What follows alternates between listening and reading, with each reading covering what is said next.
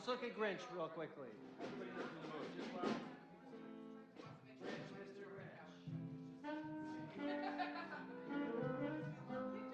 Grinch, Mr. Aaron, you can push. You can push, we'll need you. Grinch, 1. A 2. Grinchy, a 1, 2, a 1, 2, 3, 4, a 5.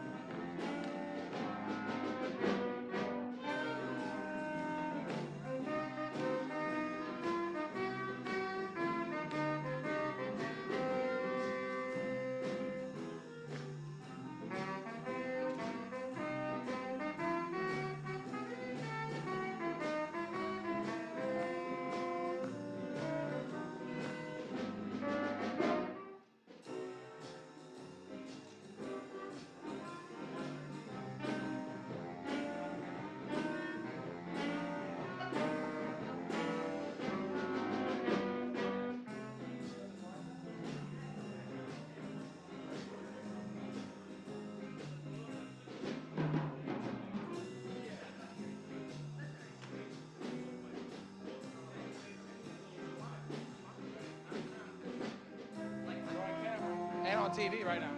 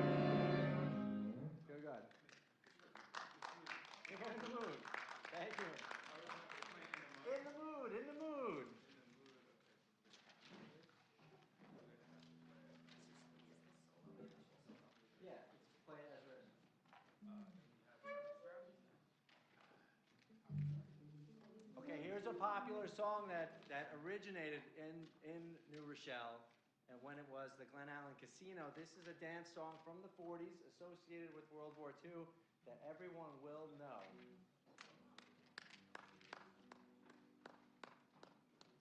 One, two. 1, 2, a 1, 2, 3, 4.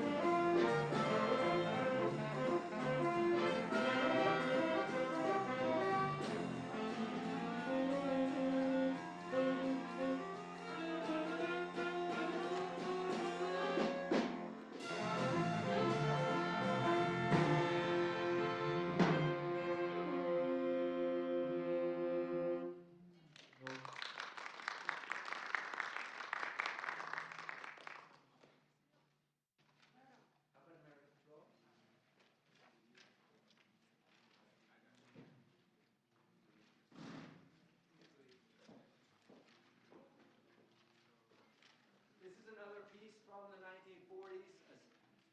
Has a relationship with New Rochelle being Glen Island Casino, and this is where a lot of the big bands came through in the 1940s, 30s, 40s.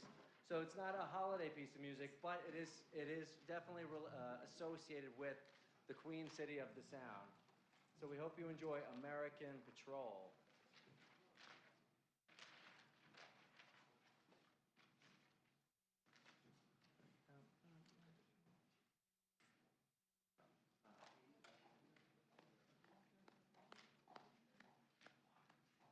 I'm getting there.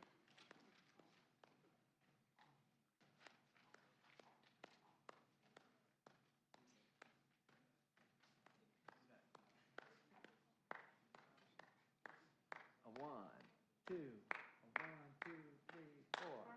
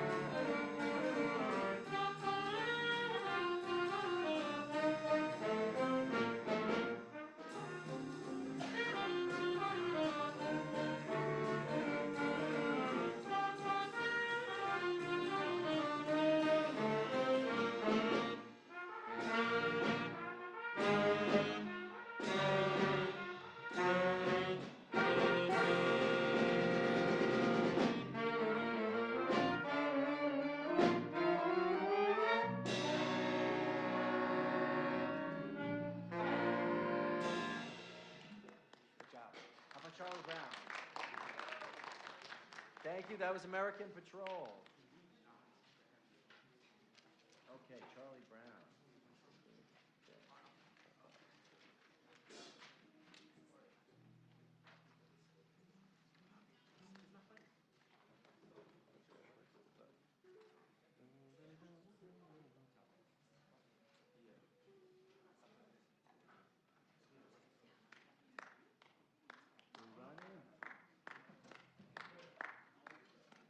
You got it?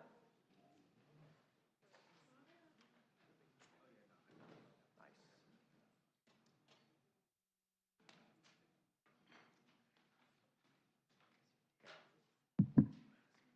A one.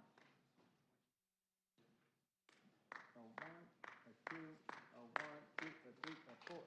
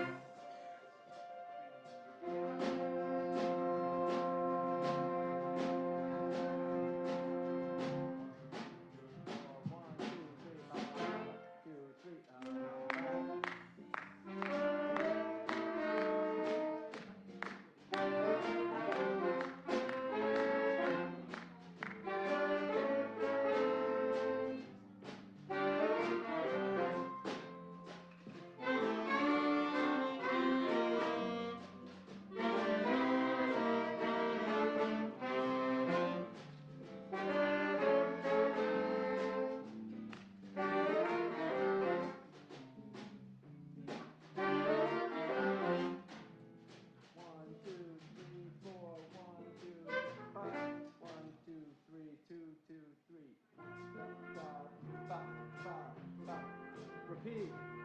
1, 2, 3, 4. Repeat.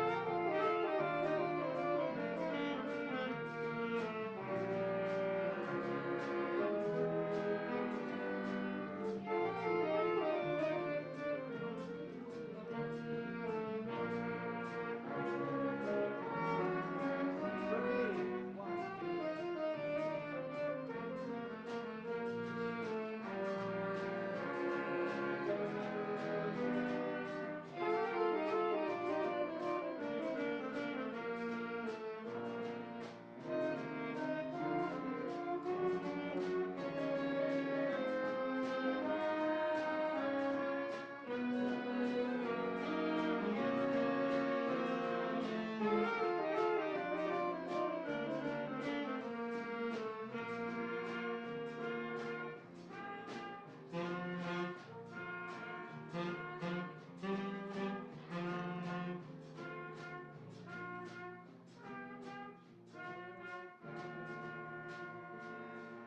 I'll give you one bar.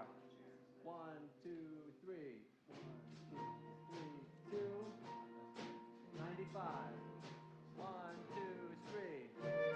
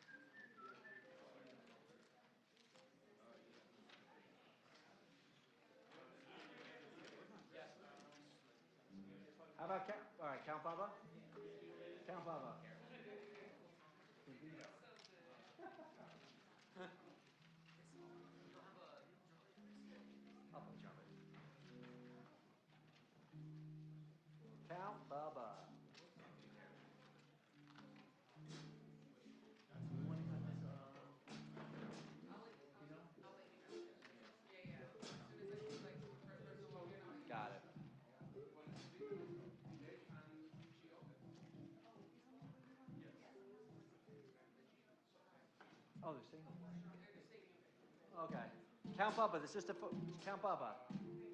Bubba, Bubba. There's gonna be. It's gonna be quiet at first. One, two. A one, two. A one, two, three. Bubba, Bubba. Bubba, Bubba. We should get a picture of the guy. Oh, the band.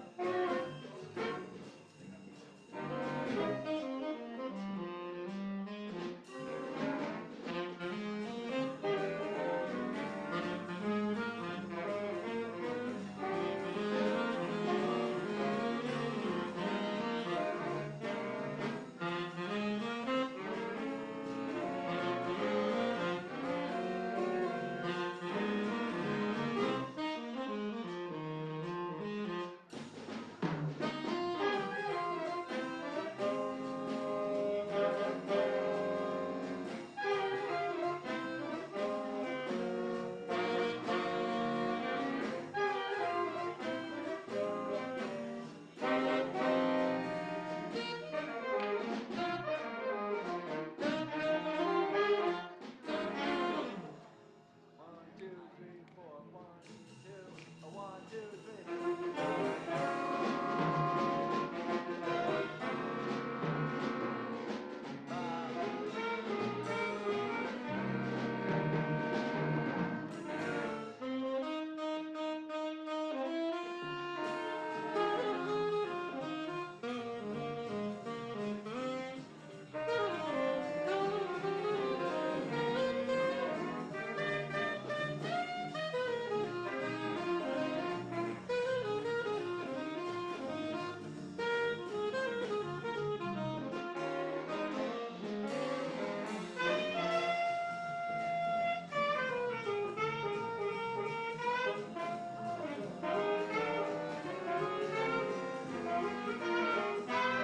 Bow, bow.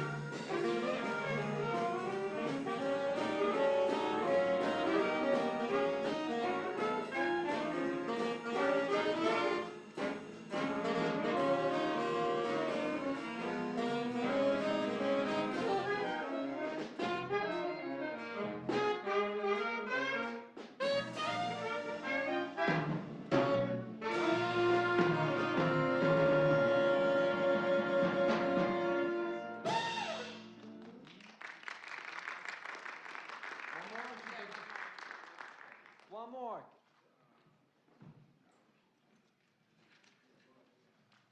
Do we have everybody have caravan? No.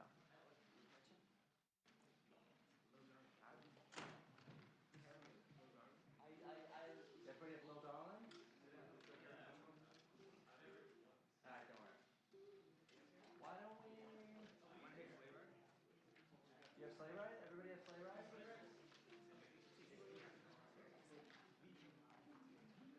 It's a long one.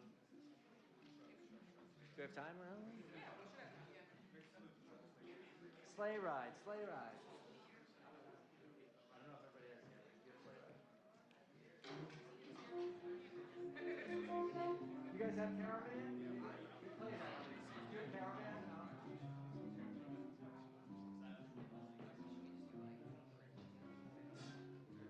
Yeah, let's do the Grinch. We never did the Grinch actually all the way through. We did that. I know, but everybody was there.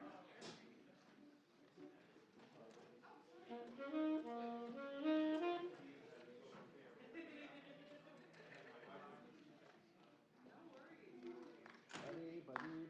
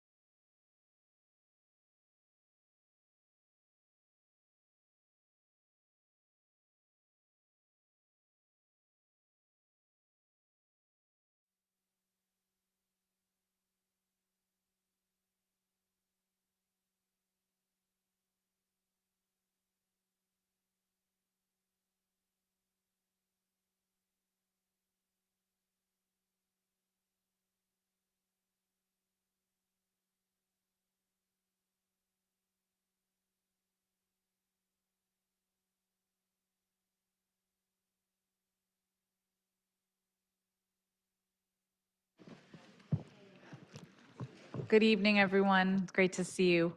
Mr. Iannuzzi will be with us in a second. In the meantime, we're going to get started. I'd like to call this meeting to order. Madam Clerk, would you call the roll? Mr. Iannuzzi, Ms. Barrios Brooks, Here. Ms. Bavosa, Present. Ms. Castellano Minaya, Here. Ms. Lewis, Here. Ms. Ross, Mr. Peters, Here. Mr. Vega, Ms. Williams. Present. A quorum is present. Thank you. Please join me in standing for the Pledge of Allegiance.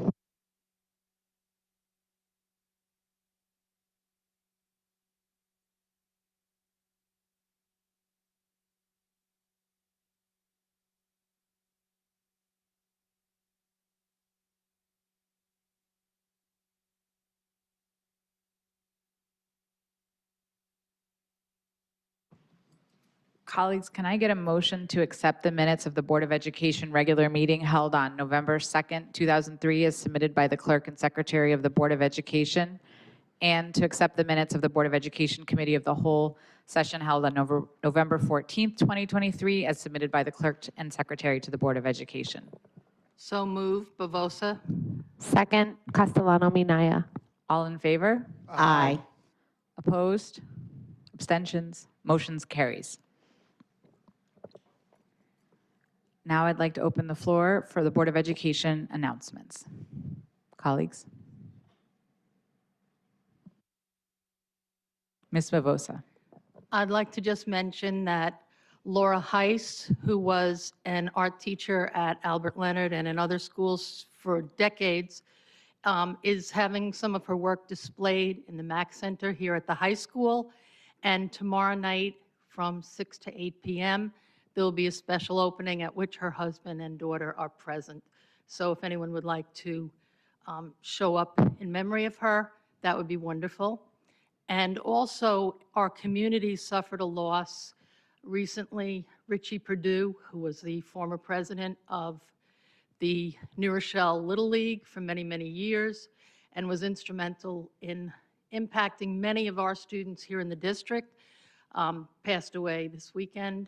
And I'd like you to just maybe read up, if you could find some of the write-ups that were put out by the Little League throughout the nation. Unbelievably beautiful tributes. Thank you, Ms. Bavosa. Ms. Williams? Good evening. Thank you. Good evening, New Rochelle. Isaac E. Young PTA Holiday Boutique, a fun holiday season shopping experience for students and staff only. Tuesday, December the 19th through Friday, December the 22nd. During the student lunch periods, the items will be priced between $1 and $15, and there are great things to purchase like hats, gloves, scarves, candy, festive wear, and more. Thank you. Nothing else? Just wanted to acknowledge that I saw the high school play a few weeks ago on this very stage, Play On. It was so fun and funny and clever, and the performances were amazing and extremely professional. So I'm really always so happy to take advantage of all of those kinds of performing arts opportunities, and I would recommend everyone look at the calendar at the high school and at the middle schools to see the choral and music shows coming up in the next coming weeks. It's going to be a busy time here, and I'm really looking forward to it. And with that, I am going to turn it over to Dr. Corey Reynolds for his superintendent's update. Thank you very much, Vice President Barrios Brooks. Good evening, everyone here in the audience, and good evening to our families who may be watching at home. Usually, you have to put on your seatbelts and buckle yourself in for my long superintendent's report. But this evening, I would like to introduce to you our principal of the New Rochelle High School, Dr. Dagoberto Artiles, who will bring to you some of our student representatives and liaisons who will be giving a report this evening. But before Dr. Artiles takes the microphone, I would like to formally thank and congratulate the PAVE Jazz Ensemble for their rendering performances this evening as we walked in. That is led by Chris Deluti, and I would like for the audience to please recognize them and give them a round of applause.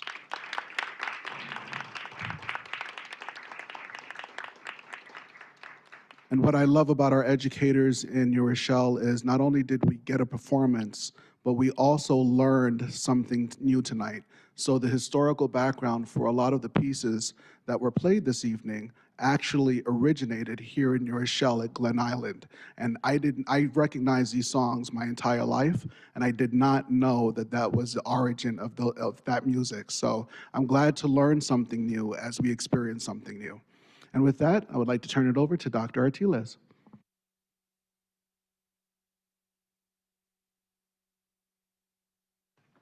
Yeah, it is on now. Thank you so much. So tonight we're going to continue with our with the process that we began in the New Rochelle School District and having the high school present on a monthly basis to the Board of Education and the community regarding all the different events that we have. This is part of our work in our affirming and welcoming environment in which student voice is central to what we do. Student voice has become part of the work that we do on a daily basis. Our students do have a direct input into everything that we do. And our GO, our student government, and they began last year to come on a monthly basis and present to the community. Tonight, we have our student government GO here on our board. We have Mr. Sandoval, who is the advisor. They are freshly elected. It's the first night that they're going to be reporting back. So they're going to capitalize and report back on the last 3 months. Yes, they cannot believe that we are in December. So let's welcome them up to the stage. They're going to introduce themselves. Come up, guys.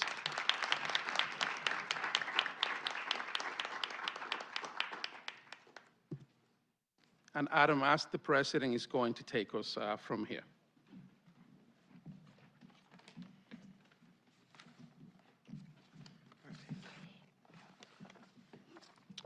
Testing. Okay. Good evening, everyone.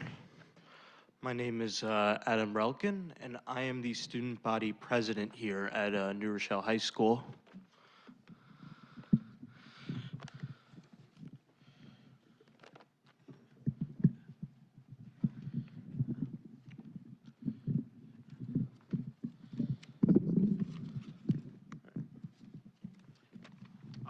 Cecile Gemeni, the Vice President. We'd like to also take this opportunity to recognize the rest of our cabinet, Luca Ramit, the Treasurer, and Chelsea Chris, the Secretary. Together, we are going to continue to work hard and collaborate with the NRHS administration to allow for the sustainability of the great environment that our school is. Board of Education, New Rochelle Community. First, we'd like to thank Superintendent Dr. Reynolds for giving us an opportunity to meet with him and have a great conversation at the high school. We really enjoyed this opportunity. He left motivated to the best ambassadors possible for NRHS. We want to thank our superintendent and the Board of Education for allowing us to be here and share our high school updates. It's been a busy but very productive 3 months. Can't believe it's already December.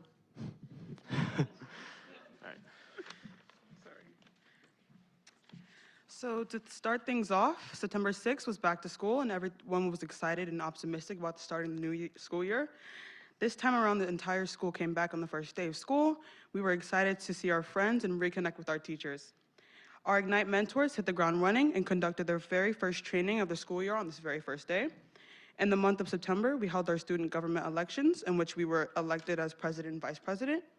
As September got going, the high school administration paired with the PTSA to sponsor our traditional senior sunrise. We woke up at 6 in the morning to come to the high school and celebrate a new day as the proud senior class at NRHS.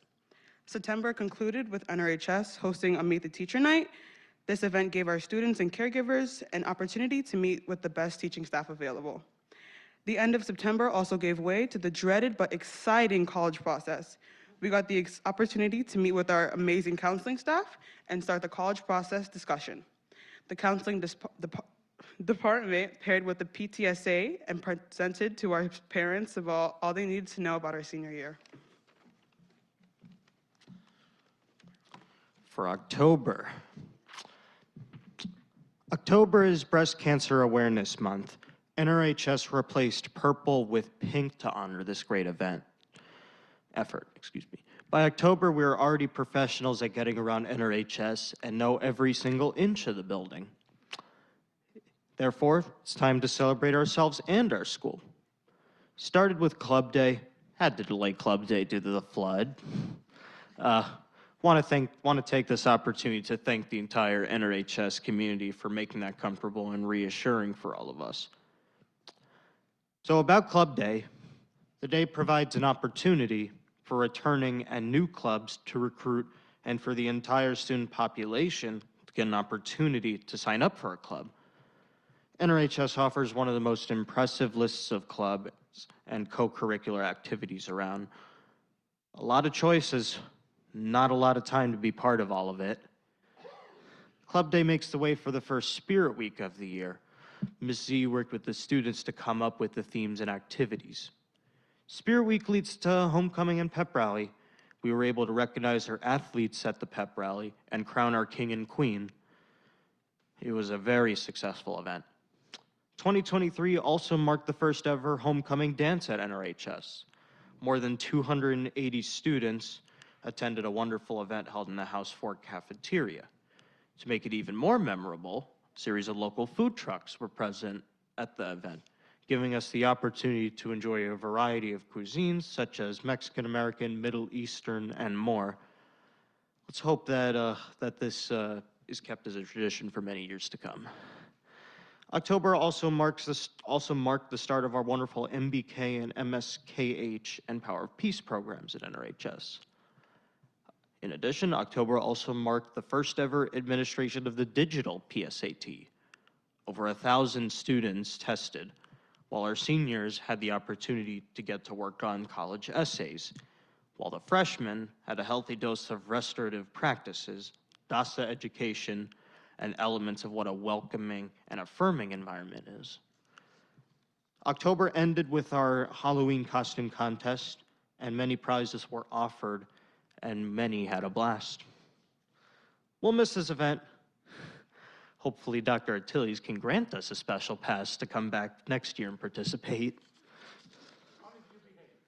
I'll hand the mic back to Cecile now. November was our Back to Reality month. Our school counselors began to push for those college essays to get done. The college application process also kicked into overdrive and was stressful. However, our counselors made this process easy by making sure that we stay on top of things. AP season starts this month, and this marks the time when AP examinations are ordered and we start to get the emails from Mrs. Z. We all follow her directions to the best of our ability. We also had a very successful Thanksgiving Day parade supported by many of our community partners. We want to thank the NR Fund for hosting a wonderful breakfast and fundraiser. In November, we hosted the first ever No Vape Month. Our SAD Club conducted activities and posted flyers around the school. The No Vape November campaign concluded with the presentation from Dr. Dewey. Dr. Dewey is a well-known neurologist and substance abuse doctor. We learned about the effects of vaping on the adolescent brain. Dr. Dewey also presented to more than 80 parents at the Linda Kelly on November 29th. December has been designated as a Suicide Prevention Month. Support activities and information will be available to our entire school population. This concludes our first report. See you next month. We hope that everyone had a wonderful Thanksgiving break, and we want to push an all happy holiday. Good night, everyone.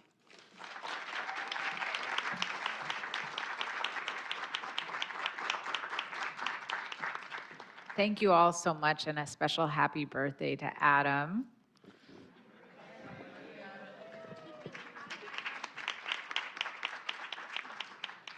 Colleagues, any comments before we move on? No. Thank you so much. Dr. Reynolds. Thank you very much, Vice President Brooks. So to my SGO members, I would like the audience to understand that they were very, very kind when they shared that we had a very productive meeting. I will tell you that they gave me homework and put me to work at that meeting. And I have made a couple promises, and I promise you that I will continue to work on those to keep those with you.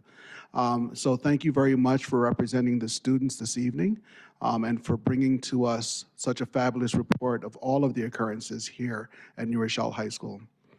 To conclude my superintendent's report, I just want to bring two things to mind. The last time that we met was before Thanksgiving, so I hope everybody had a happy Thanksgiving. But on November 21st, we celebrated School-Related Personnel Day. And this celebration of school-related professionals on November 21st is the direct result of a resolution submitted by more than a dozen local unions, resulting in Resolution 48, School-Related Personnel Employee Recognition Day. School-Related Professionals Recognition Day is celebrated annually on the third Tuesday of November, and this has been in place since it being written into law in 2007.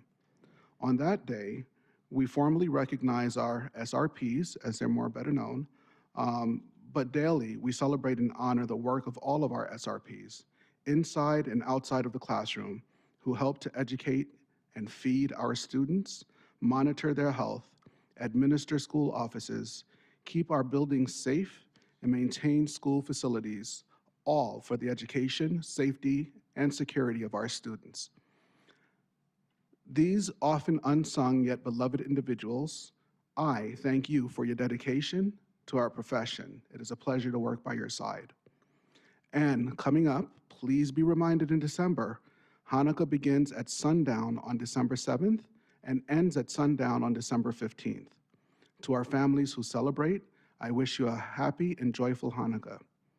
I would also like to take this time to prematurely wish all those who celebrate Feliz Las Posadas, a very Merry Christmas, and a Happy Kwanzaa. There will be a half day of school for all elementary school students on both Tuesday, December 12th and Tuesday, December 19th for parent-teacher conferences. So families, please be prepared for that. And finally, please be reminded that schools will be closed from Monday, December 25th through Monday, January 1st, and will return to school on Tuesday, January 2nd. So I hope that everybody has a happy holiday season, but we'll see you again on December 14th at our next board meeting. With that, Vice President Brooks, that concludes the superintendent's report with the help of the New Rochelle High School Student Government Organization. Thank you so much. And so we are going to now turn to our presentations. And our first presentation, would you like to frame that as well? Thank you again. Through the board, Vice President, I would like to introduce the team of our stellar North Star, the New Rochelle High School, led by Dr. Dagoberto Artiles. We are going to learn tonight about some of the occurrences here at New Rochelle High School, and we are going to be informed about how it is that our students and our professionals are progressing. So Dr. Artiles, I would invite you to the podium to introduce to you your team, and I think I'm going to ask our board member colleagues to please transition to the audience. Colleagues, please bring your mics in case we take questions from there. Thank you.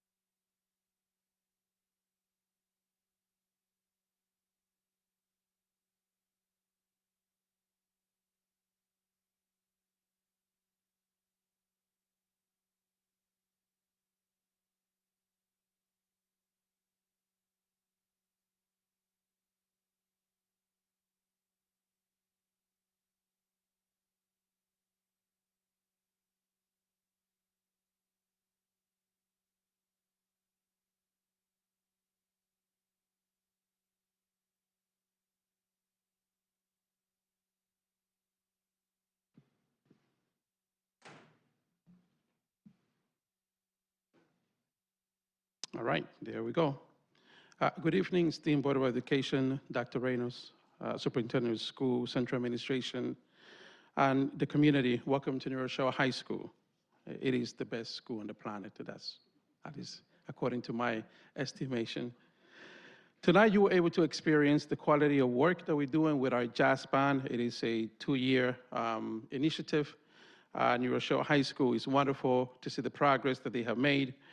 You're also going to be able to see some of the work that we're doing with our Student Voice Project. And the debate team will be here tonight demonstrating how a debate takes place. They're going to try their very best to win a debate in about 5 minutes. It's going to be the fastest on record. I would like to start by introducing an incredible group of students. You can see that the Student Advisory Board, they are a wonderful, wonderful group of young people that do a lot of work for the school consistently. They do push me consistently and ask a lot of questions as well. Dr. Reynolds is not only the GO, so I get it in multiple directions. I'd like to continue by introducing the people that really made things happen here at New Rochelle High School. Some people do ask, how do you do it? It's such a big place. Well, I don't do it by myself. It's impossible. I think it is not a job of one person. Ms. Amini, one of our assistant principal, Ms. Cadet, another assistant principal. In the bottom, you have Ms. Thompson, House 1 principal, Ms. Janet Aguirre, House 2 principal, brand new. She still had the right to say that she's new. They told me already, me, year 3, I can no longer say that.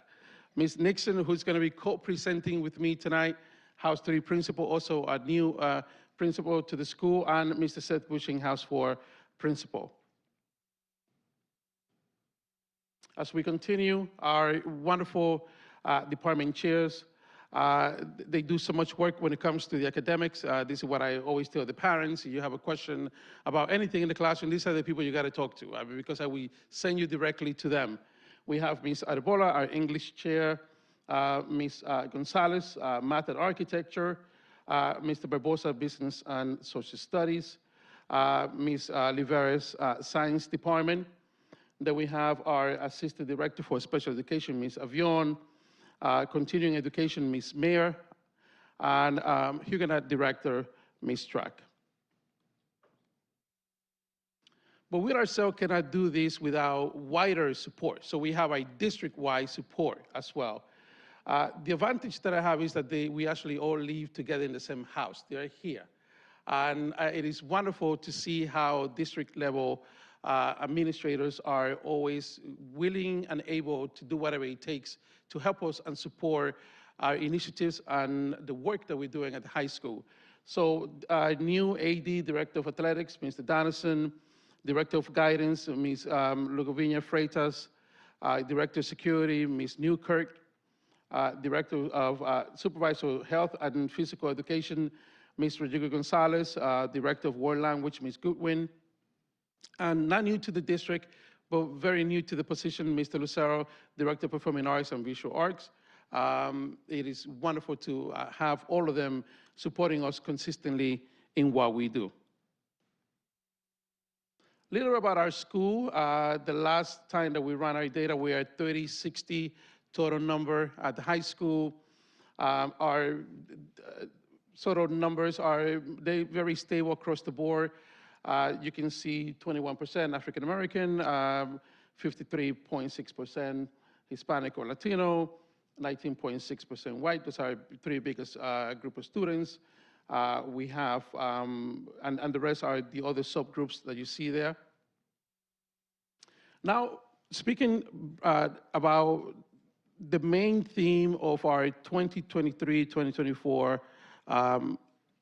goal at the high school, which is to, it's part of our SEL work, and it's also part of our 5-year plan in the district. And we are working on creating a welcoming and affirming environment. And tonight we're going to give you information as to how we're doing that. We're using the vehicle restorative practices to enhance our ability to introduce a welcoming and affirming environment into New Rochelle High School.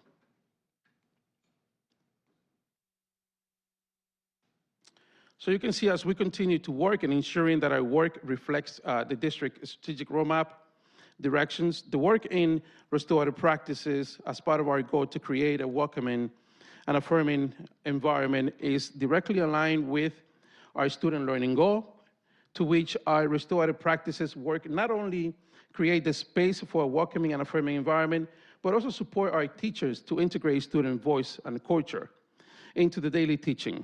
Moreover, our restorative practice work has proven to reduce our suspension while increasing accountability for our students. Knowing the massive learning loss that happens when students are not in the classroom, this work is vital in sustaining the whole child at New Rochelle High School. This also supports our continued commitment to supporting a safe, supportive, and connected school model directly enhanced by the introduction of restorative practices. Our goal is to engage the community in understanding, learning, and utilizing restorative strategies as they also work with our children. Restorative practices are essential to the creation of connectedness and a safe environment as we teach our students on how to deal with harm resolution. A restorative practice strategy are also integrated into the classroom. So will our supportive environment be enhanced, meeting the commitment to a welcoming and performing environment?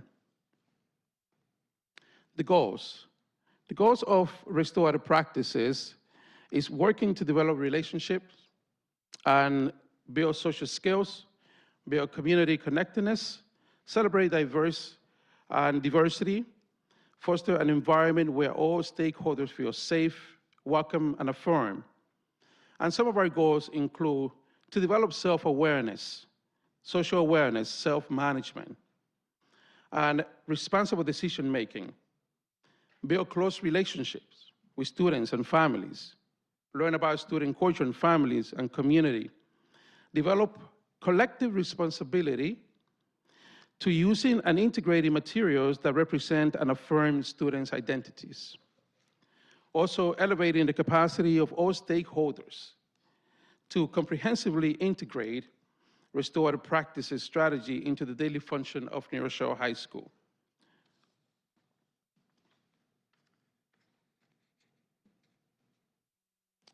Leveraging student voice. So at this time, I want to introduce two of our wonderful superstars, Mr. McCutcheon and Ms. Orwood, to come up with our debate team.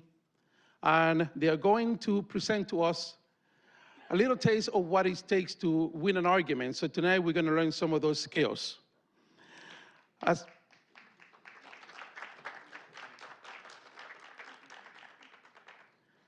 So as part of our welcoming and affirming environment goal, student voice is one of the main components. And therefore, you're going to hear from my debate team. So this project is in its second year. And the debate team last year, they competed for the first time. And the result was the United States federal government should legalize all illicit drugs. Well, they came home with multiple awards. And I'm just going to read some of them. Second place overall team, 7th place overall team category, 1st place division best speaker, 5th place speaker category, and many, many more.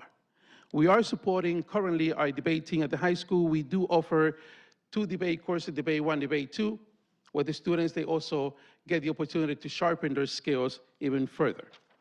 Now I'm going to invite them up to the stage, and Mr. McCutcheon, Ms. Orwood, pick up from you.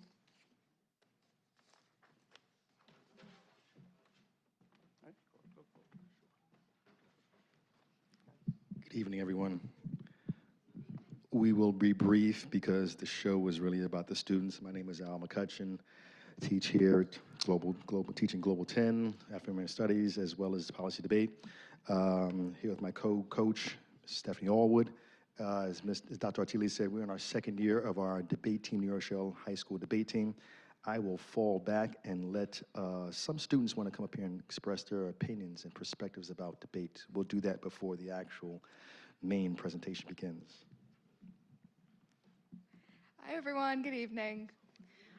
My name is Abby Shamus, and thank you so much for having us here tonight. I know if there's one thing I could just gush to a whole room about, it's debate.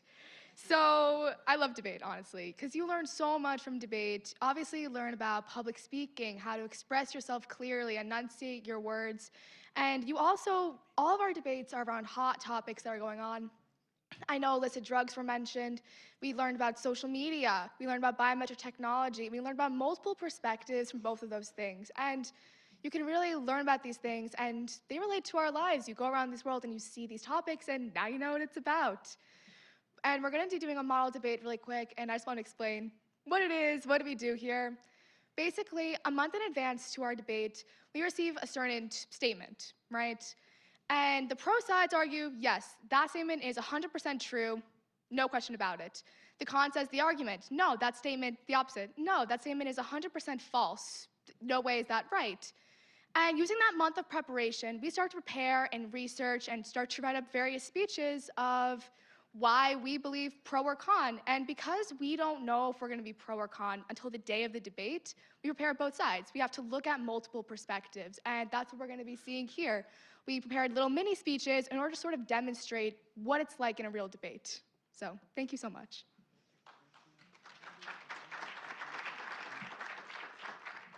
Good evening, everyone. I'm Kayla Junandan, and I've been, as my partner said, we've been here since the beginning, and my partner explained everything perfectly, but I just want to emphasize the platform we get as students to voice our concerns, our opinions in a way that can influence so many opinions of others, can make a big impact overall. And we really want to encourage everyone to delve deeper into the topic of debate, how influential this could be in our lives. And as our director always says, debate changes lives, and it really has. I can say for our whole team how it has changed our lives. Thank you so much. So very briefly, we have two debaters. They're going to introduce themselves as depending on which side they're on, and they know their roles. So just introduce yourselves as you go right in. They're going to have a minute. We have a truncated speech, so I'll be timing them because good luck trying to get debaters to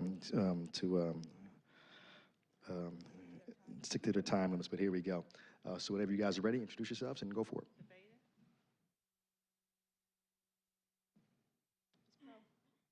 Pro goes first. Hello, my name is Wendy LeBlanc. I represent the pro side in today's debate, meaning that Oh, I hold it for the entire time?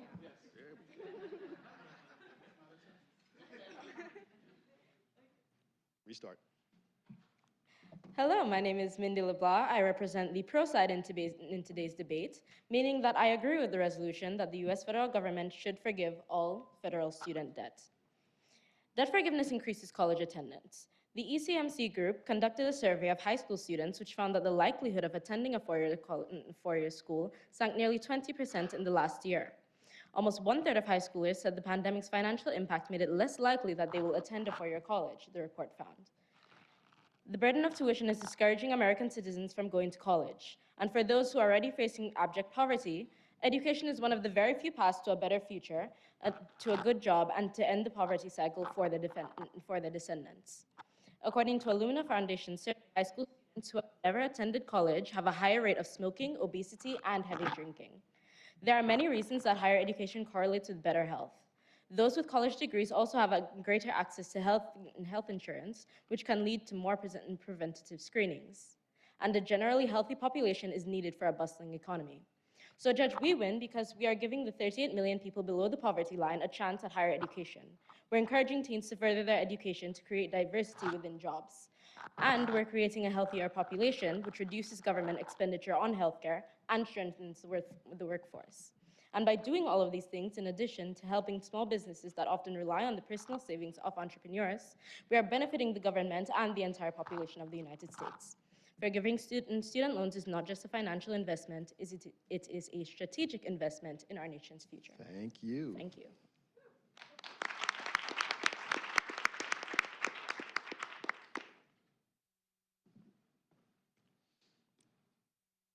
Need prep time at radio? It's an inside joke.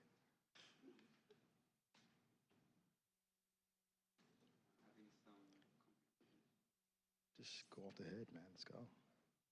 Freestyle. Hello, my name is Aradhya, and I represent the Conside in today in this debate, which means I oppose today's resolution. Today's resolution is resolved. The United States federal government should forgive all federal student loan debt. Again, I oppose this resolution, so I represent 3 points of argumentation. Argument 1, debt forgiveness increases taxes. There are 43.5 million people in America that struggle with student debt. That amounts to a lot of money. In fact, that's so much money that it totals out to nearly $1.7 trillion. That's trillion with a capital T. The student loan debt balance in the United States has increased by 66% over just the past 10 years. The Biden administration's plan would roughly bring debt relief to millions of borrowers and cancel the remaining balance for roughly 20 million borrowers, according to the United States Department of Education. However, the plan will cost taxpayers upward to $300 billion to $400 billion over the next decade, which is on top of the already enormous amount of $1.7 trillion in student loan debt. The additional tax owed could be unduly burdensome for many low-income borrowers. Consider the median borrower in the second income quintile, earning between $25,000 and $43,000 a year. Under the 10K plan, this borrower would face an additional $1,200 in federal income tax burden. Under the 50K plan, the same borrower would owe nearly $4,200 in additional federal income tax on $25,760 of forgiveness.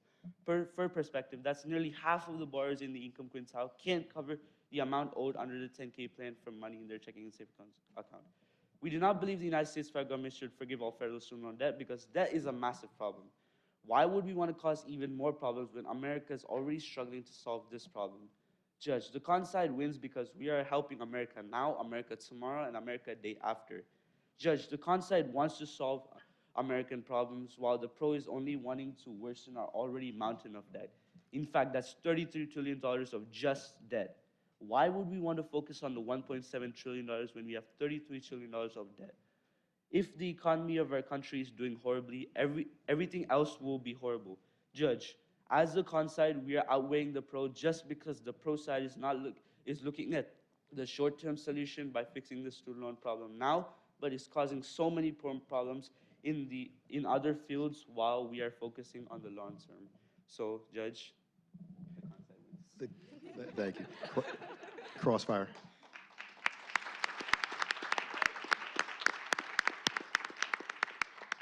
Go ahead, Pro.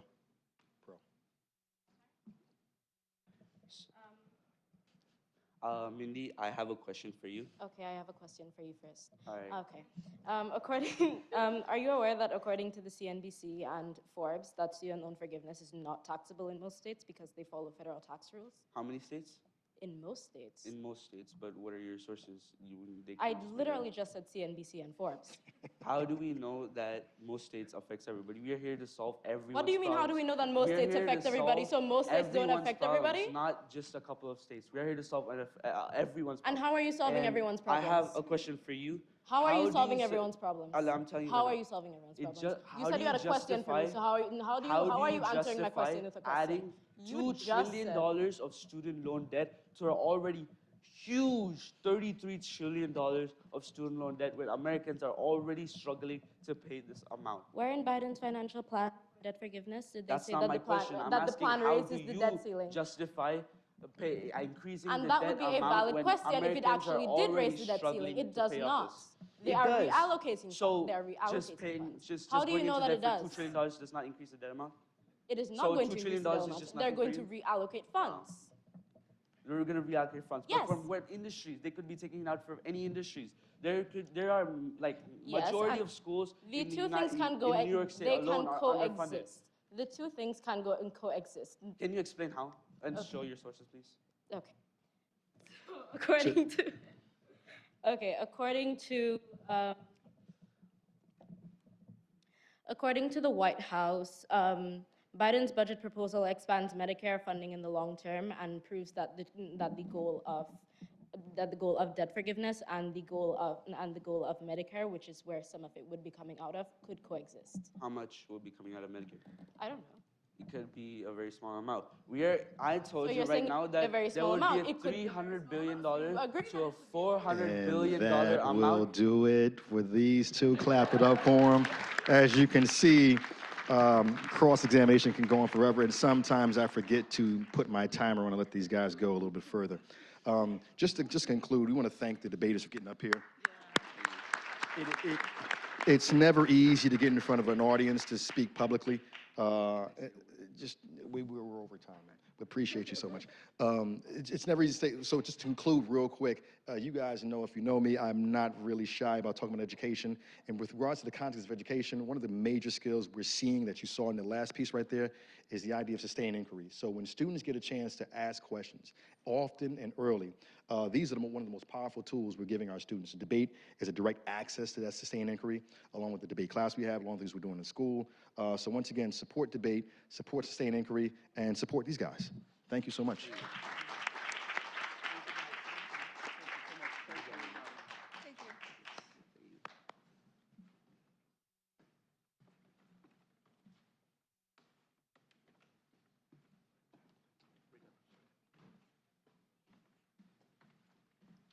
So I don't know how we follow that, but we're going to try our very best here.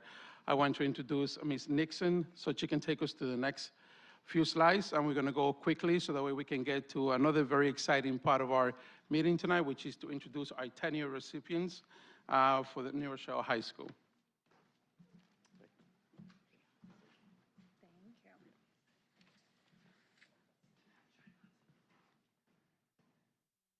So I'm going to skip to how we're using these restorative circles at New Rochelle High School. We've already implemented them in a lot of facets. We use them pretty critically to repair harm after it's done, but we use them in a lot of ways prior for celebration, for advocacy, creating agreements, academic or engagement and growth. We can use them in the classroom setting and in all aspects of the school community to help build those relationships and build that community that we're working towards. So what do circles actually look like? When we're running a circle, there's some pretty clear tenets. The circle setup inherently is in a circle shape. We have a talking piece, a centerpiece, somewhere to garner our focus that has some sort of powerful meaning to the space. We have community agreements or norms, just as we would in any pedagogical setting, and the steps of the circle process, which are pretty consistent. We've run a variety of circles. Prior to doing so, we elicited a little bit of data from our staff to figure out how they felt about the implementation of restorative practices here at New Rochelle High School. And the overwhelming majority were, at the very minimum, interested in learning more, with a very large majority of our staff combining to interested in learning more to excited about this implementation. So that was prior to running our first community circle. Since running our first faculty community circle, some of the feedback we got instantaneously from the circle itself, the facilitator stepped out, was overwhelmingly positive. We noticed a lot of feedback talking about how wonderful and engaged people felt connecting with their peers who they may otherwise not really get an opportunity to meet around.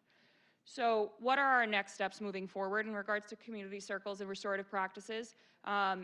For starters, we're going to train as many staff as is allowed. So we partnered with a cognitive company, thank you, Dr. Hernandez, to train at minimum 40 at this point, up to 60 highly interested staff members, so that we can elevate the faculty and staff capacity to run these circles, hopefully transitioning to a train the trainer place where we can use a turnkey approach in the building to have our own staff training our own staff, and therefore pushing it into the student spaces.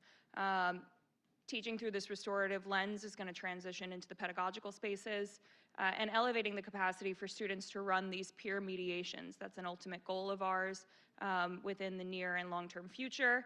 And then pushing this into academic content, using it for anything from debate to Socratic seminar to reviewing for exams in our classroom spaces. So thank you.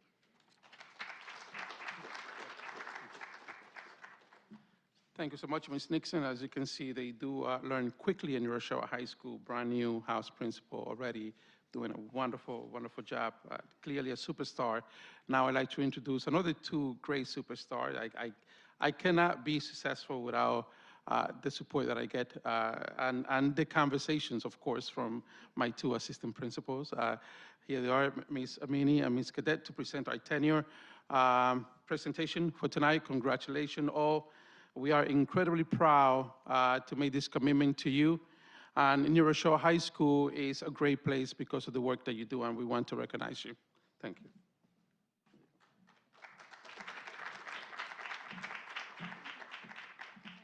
Good evening, everybody. Achieving tenure is a significant accomplishment in the career of an educator, and we're absolutely thrilled to recognize and celebrate our newly tenured staff tonight for their hard work and dedication to reach this milestone. If your name is called and you are in the audience, please stand so that we can recognize you. We'll start off with Jeremy Barbaro. He's one of our vocal music teachers and has over 20 years of experience in education. He instructs our chorale, vocal ensemble, and piano workshop classes. He's also the staff advisor for the Renaissance Gospel Choir. When asked what he thinks his students would say about him, he hopes for it to be that he cares about them and that he tells a lot of dad jokes. The quote that represents him is, "I put in an honest day's work and I try my best." Christine Ferreira is one of our physical education and health teachers here at the high school. She's been in education for 13 years, and she's here.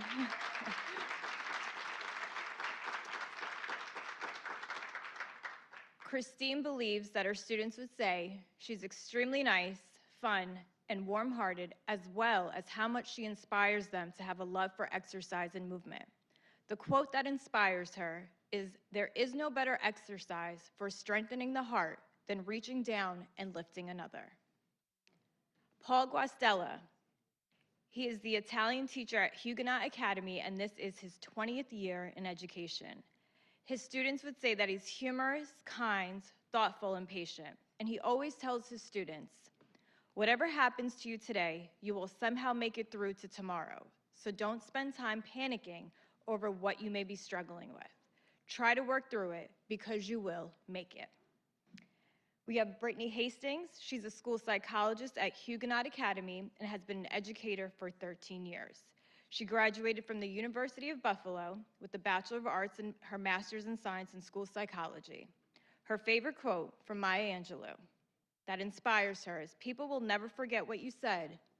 People will forget what you did, but people will never forget how you make them feel."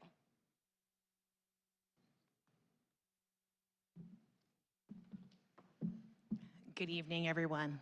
Our next teacher is Christopher Kyriazis, or as his uncle would say, Kyriaziz. He is our 11th grade ELA and AP Language and Composition teacher. This is Mr. Kyriazis' 13th year of teaching. He graduated from Hunter College with his Bachelor of Arts and his Master in Education from Mercy College. Two quotes that Mr. Kyriazis holds close in his heart are, "Be kind, brave, and useful," and "Look for the helpers," from Mr. Rogers. All right, next we have Alicia Lerman, who I know is here. Another one of our English teachers, and this is her 21st year in education. She obtained her Bachelor of Arts from Tufts University and her Master's of Arts and her doctorate in education from Teachers College. An important quote that Dr. Lerman lives by is, "Books give a soul to the universe, wings to the mind, flight to the imagination, and life to everything," by Plato. Our third English teacher, English is in the house today, is Rachel McCain.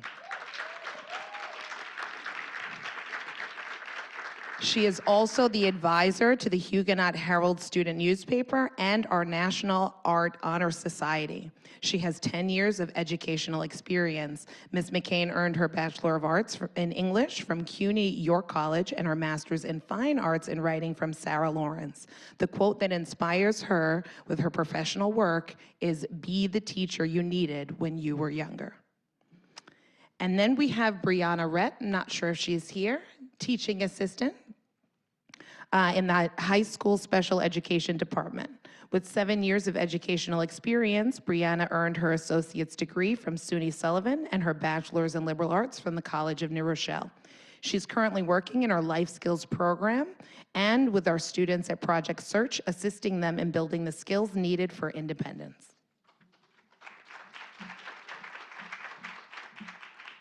We're halfway there. John Rodriguez, he's an architecture teacher with 19 years of experience in education. Mr. Rodriguez believes that an intentional, positive, and humanizing relationship with students is a great way to get kids to really listen to and learn from you. It takes a lot of work, but it's worth it, is what he said. We have here tonight with us Francisco Sandoval.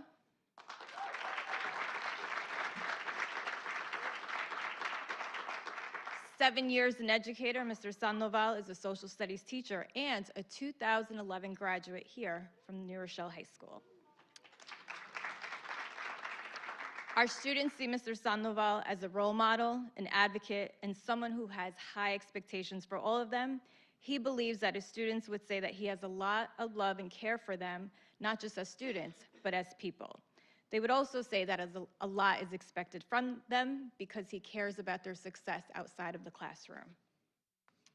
Claire Stancarone, she is our orchestra director with 15 years in education. She leads our string program, symphonic orchestra, and Huguenot orchestra.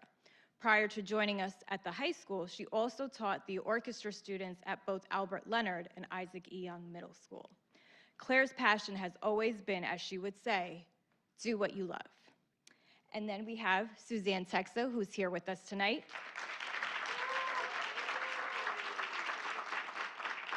Suzanne is in her 22nd year as an educator and is our library media specialist. She graduated from Queens College, earning her Bachelor's of Arts, her Master of Arts at Hofstra, and her Master's in Science at Syracuse University. Her students would say that she's a great storyteller, and for both her personal and professional life, she always applies her father's advice. Surround yourself with greatness, then you too will be great. Last slide, we promise. We have Michelle Watch, a science teacher at Huguenot Academy who's been in education for 13 years. She graduated from Mount St. Mary College with a Bachelor of Science and Master's in Biology Education, and she believes that our students learn best by doing. We also have our administrators who have received tenure this evening. So Ms. Andrea Schwach, with 20 years of education, or in education, is the director of our Huguenot Academy. Andrea earned her Bachelor's in Arts and Psychology and her Bachelor's in Science and Human Biology from SUNY Albany. She graduated from Manhattanville with a Master's in Science Education and completed her postgrad in Ed Leadership from SUNY Stony Brook. Andrea believes in providing space for each student to show up exactly as who they are, and loving and supporting them however it is that they show up in that space. And then we have with us this evening, Seth Bushing.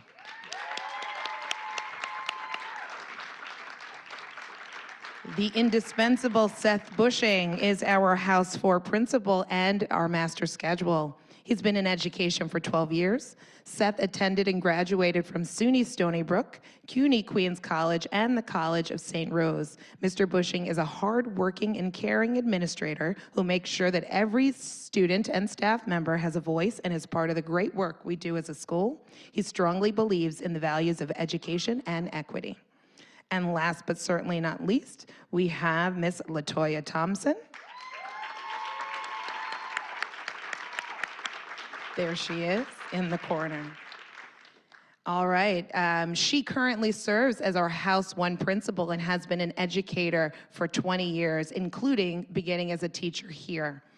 She earned her dual bachelor's in secondary education and English from SUNY New Paltz. She also graduated with her master's in education and special education and her master's in ed leadership from SUNY Stony Brook. Latoya's inspirational quote comes from Frederick Douglass, and it's one of my favorites. "It is easier to build strong children than to repair broken men." This concludes our New Rochelle High School tenure recognition ceremony. Congratulations to all of our well-deserving, newly tenured staff members. Happy returns.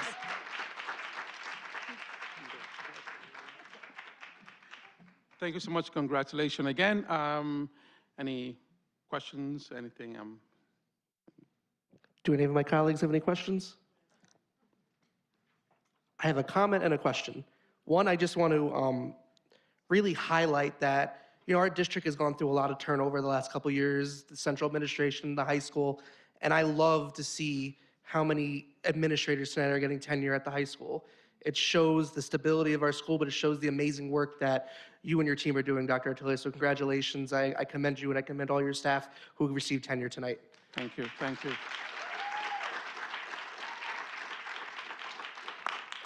And just my quick question. I loved how you shown the teacher reaction to the restorative circles. And I was just wondering if you can talk a little bit about how students are reacting to them. So, I mean, we started last year using restorative circles with students, restorative conflict resolutions. And it is hard because, I mean, it's recognizing harm. Part of the work is recognizing the harm and then coming to a resolution and understanding what transpired to make sure that that doesn't happen. So what we want to do is prevent repeat offenders, for lack of a better terms. And we have been very successful. We found that doing the restorative practice in an unofficial manner, because out of necessity, last year it really paid off tremendously for the high school, and we reduced our index of suspension drastically. Therefore, we say, wait a minute, here we do have something that once we make it official and we make it part of our daily work, it's going to go much deeper than what it is. So, but for the students right now, it's fairly superficial at the level where there's conflict. Moving forward, what we're doing as part of our work is to ensure that the classrooms also become restorative in their nature, and that our content is delivered through a restorative lens as well, so it will become part of our daily life here in New Rochelle High School. Thank you. Thank you, Dr. Artiles, for your leadership and for your support of our students and the faculty and staff. Wonderful presentation, and congratulations, and thank you to the student debaters and the faculty advisors and the administrators and everyone who presented this evening. Thank you. Thank you.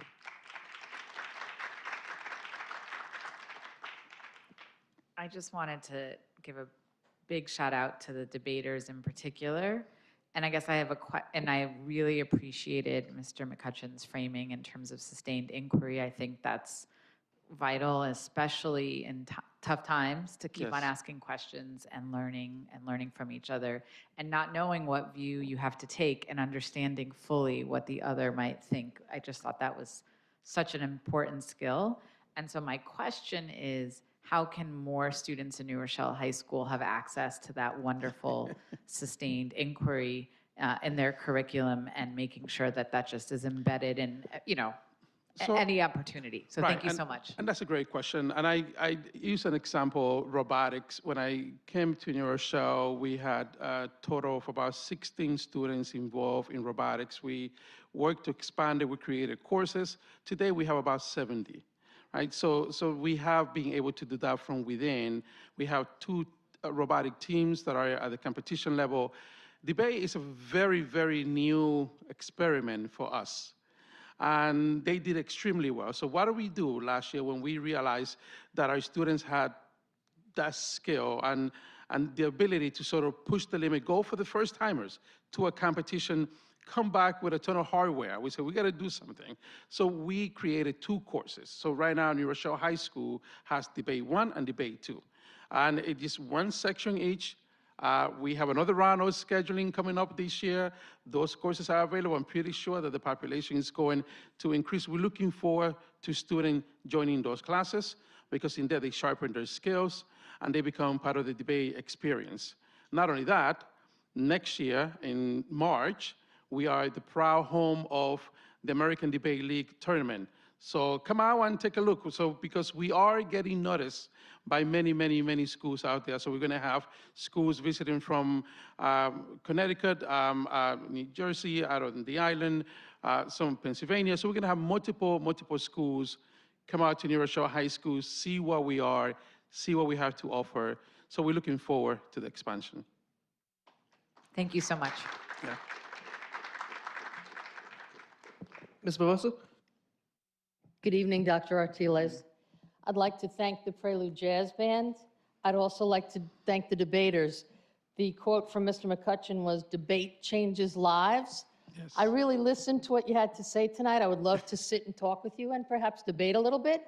Although it gave me great food for thought, and I'm betwixt and between as to how I feel about relieving student loans.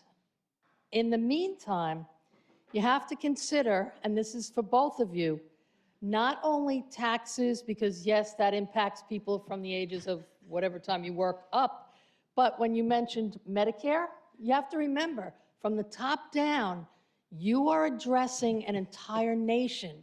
So 18 or 81, flip those numbers any way you want. That's got to be considered.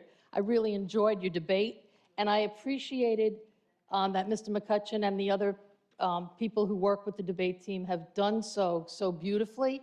I would like to, as my colleague said, see it expanded. I would also like to thank, and I don't remember half the names of the superstars, but one of the superstars who talked about restorative practices. A circle is a non-ending bridge between people. And so if the restorative circles works the way that breakdown was, in addition to what you said, Dr. Artiles, short, sweet, transparent. I've heard about restorative practices and seen restorative circles and worked with them. I thought that was one of the most clear and transparent reviews of it that I've heard. And I would like to congratulate all of the tenured teachers and members of the staff, because yes, it doesn't mean that nothing can happen, but it is definitely a very wonderful sleep the night that you get that tenure. Congratulations and kudos to each of you for all that you do for the students. Thank you so much. Thank you. Thank you so much. Thank you.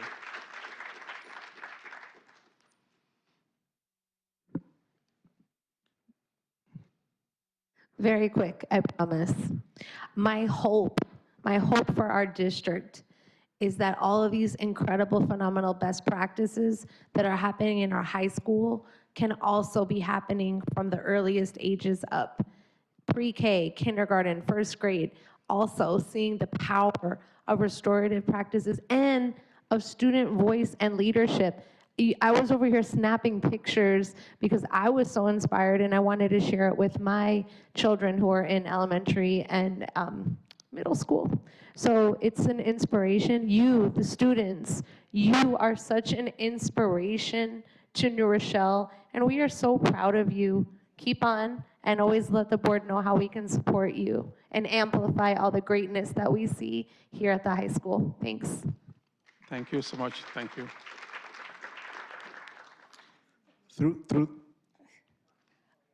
I'm sorry, I forgot student government. Kudos to the presentation tonight. For those of you who spoke, for those of you who put 3 months in, if people think it's such an easy job, government on any level is not easy. Through the president, Dr. Artiles, I want to thank you and your team for the presentation this evening. You know, often New Rochelle High School gets called the gem of the Sound. I'm going to say we are the gem of Westchester, if not beyond. Agreed, 100%. I think tonight we saw a demonstration of what is available to our students here in New Rochelle. I mentioned earlier that this is the North Star of the district, right? This is our premier school, and all of our schools feed into the high school. And if we can start that experience at an early age, you know, talking about what was mentioned a little while ago, about the level of instruction from a pre-K classroom, where we are looking at students who are practicing restorative circles, when we are looking at the Socratic method taking place in a kindergarten setting, right, where there's students who are learning to respectfully argue, disagree, and present a different perspective. That is what we are trying to do here in New Rochelle. And imagine having that experience for 15 years, right? From pre-K, maybe my numbers are off, but you know, for as many years, from pre-K all the way through the high school. What better way to prepare responsible citizens who are going to take care of the rest of this nation? So I think that this was just a taste of the greatness that occurs here. I want to congratulate all of our members who received tenure or were recognized for tenure this evening. Thank you. And to the students who are debating, keep it going. I started on a debate team when I was in elementary school, and I continued in high school, and I will swear to anyone that that is what made me the person today, that I am today. It allowed me to understand perspectives. It allowed me to understand that everybody has a vested interest, and it allowed me to be very thoughtful and mindful in the words that I choose when I'm having a conversation. And the key part of conversation is speaking with another person, even if we have a divergent view. So thank you very much to New Rochelle High School, from the top to the middle to the bottom. Thank you for all that you're doing. Thank you. Thank you, everybody. Have a good night. Thank you.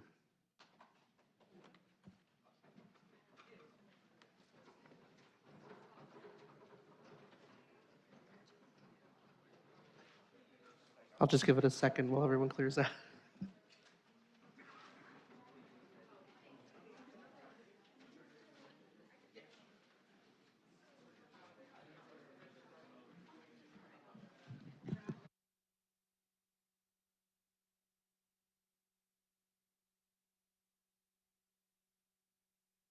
Oh, yeah, board members, we can stay because they're going to present.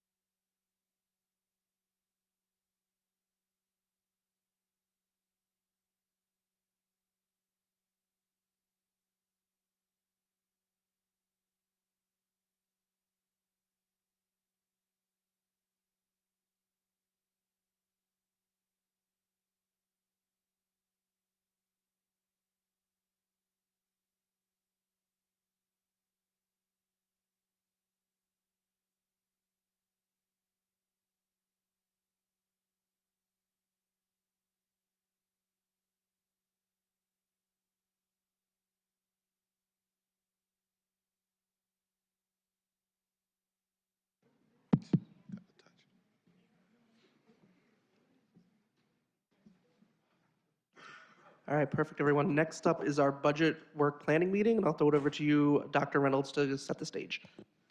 Thank you very much, President Iannuzzi. And I'd be remiss if I didn't thank our security team this evening. Not too many people were able to see what's happening behind the scenes, but when the debate became very heated, you should have seen the response. I don't think they realized who was actually speaking, so they came to be sure that everybody was safe and well here. So I want to thank them for that. But now turning our attention to our budget season, and people often ask, when does budget season begin? I will tell you that budget season begins the day after our budget passes. As a matter of fact, the conversation and the attention is actually, several years out. We're starting to look at our budgets in a multi-year fashion, as opposed to what's just happening next year. So with that being said, I would like to begin our conversation for the 2024-2025 budget season on this evening. Tonight, we are going to be led down the road of establishing what our direction is, what our norms are, and what it is that we would like to really pay attention to as we begin our budget conversation.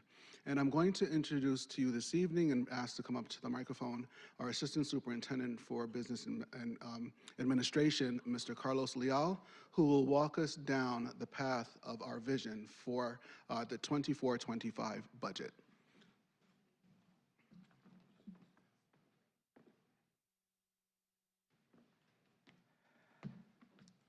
Okay, can you guys hear me, or do I need to take this off? It's okay? All right. Thank you. Is somebody behind me? Oh, sorry.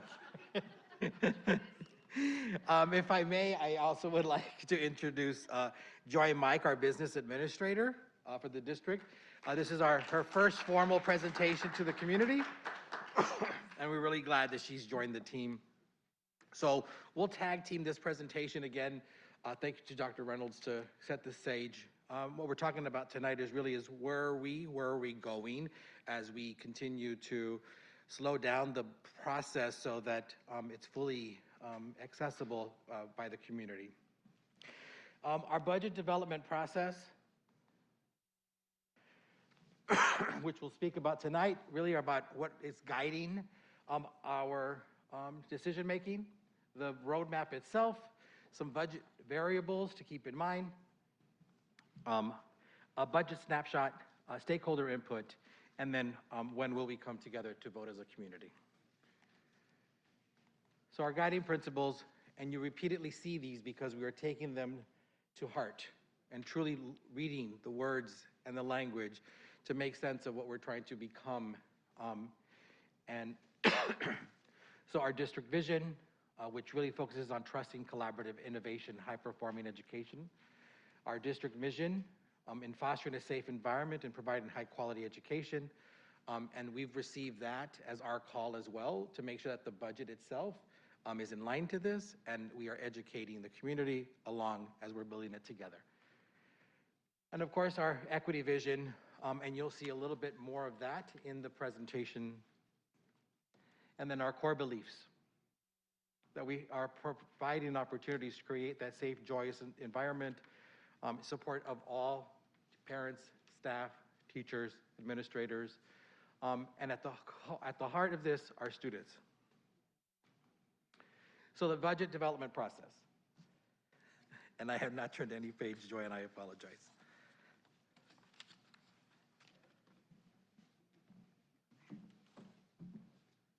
Good evening, everyone. I'm Joy Mike, and I just wanted to thank the board and Dr. Reynolds for the opportunity to come up here and share about our budget development along with Mr. Leal. So this year we had a bit of a shift in our overall approach to budget management. We did approach it, or we are approaching it very conservatively and incorporating our student demographics and enrollment data to drive our budget allocations and decisions. We began with building allocations based on student enrollment, and district-wide, we did a 20% reduction of allocation so that we could ask our leadership team to budget within that reduced allocation. And throughout the process, we will engage with the cabinet to evaluate the budget requests that may go above the original allocated amount. Okay, this slide is a snapshot of our enrollment. This was provided by Western Suffolk BOCES. An enrollment study was done in 2021-22. We have updated that with the October BEDS information, which stands for Basic Education Data System. It is a day in October where school districts across the state take a snapshot of their student enrollment, and that's what you see on this particular slide. We have engaged with Western Suffolk BOCES to do a refresh of this information to include a more robust analysis, to include our facilities and an understanding of our footprint, our square footage, and a look towards multi-year planning. This next slide is representative of our equity allocations across the district, looking at student enrollment across each of our school buildings and different demographic data for those students to determine. We looked at our discretionary spending for supplies, materials, contractual budgets to reallocate, if you will, those numbers based on building enrollments and demographics. And so this is just a snapshot of what those numbers look like. Next, I'll discuss our budget variables. There are a number of different variables that go into the budget development process. One of the first ones that we look for is our consumer price index. That is a measure of sort of inflation and the cost of goods and services. And that number is currently trending above 3.2%. That's incorporated into our planning as well as our tax levy cap calculation. We also look at state aid. There are certain aspects of state aid that are unknown at this point in time that we will get additional information as we get into January. Our foundation aid at this point in time is not quite clear. Our building aid is somewhat variable because we have ongoing capital projects, and as those projects are in different state of completion, that will impact our building aid going forward. We also are looking at our expiring federal and state grant funds. Westchester County sales tax is also one of those revenue drivers within the general fund. And last but certainly not least is our appropriated fund balance, which is basically savings at the end of any given year that is applied to the budget to minimize the impact to the taxpayer.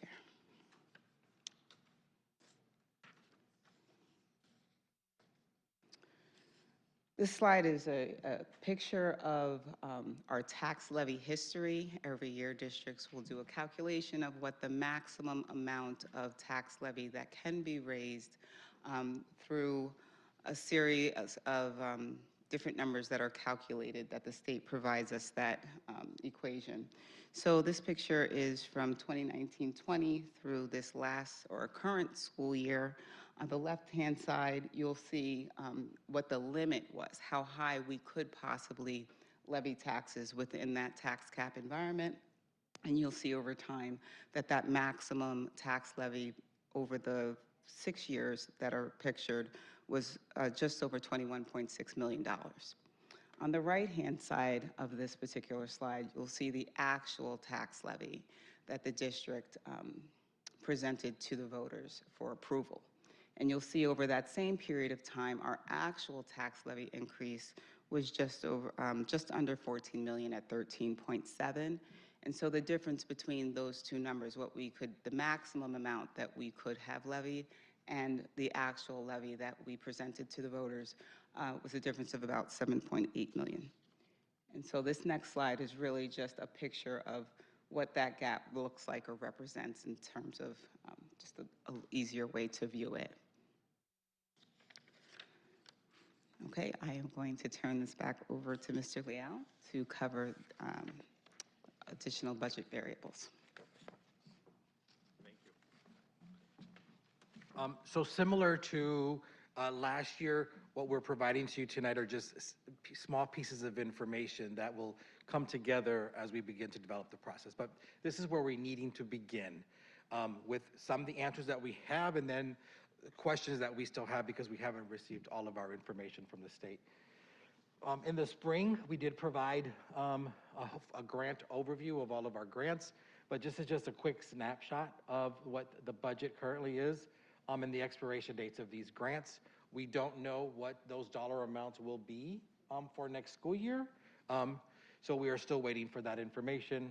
However, if I may, the ARPA ESSER 3 is the one that is expiring in September. So we'll have just a little bit of time in the next budget cycle to use a bit of those remaining dollars. Other budget variables expenditures to keep in mind as we begin to really start digging deeper into the numbers, into developing a plan of action is a teacher retirement system. That rate is going to be increasing by roughly about 0.5. Local retirement system rate is also increasing. The anticipated health insurance plan rate, it will also increase by 9.5% for those with family insurance, or those with the individuals at a 10.5% increase. Things to also consider as we're putting this together is the liability and other insurance rates and increases. So our premiums have gone up, and that has to be considered.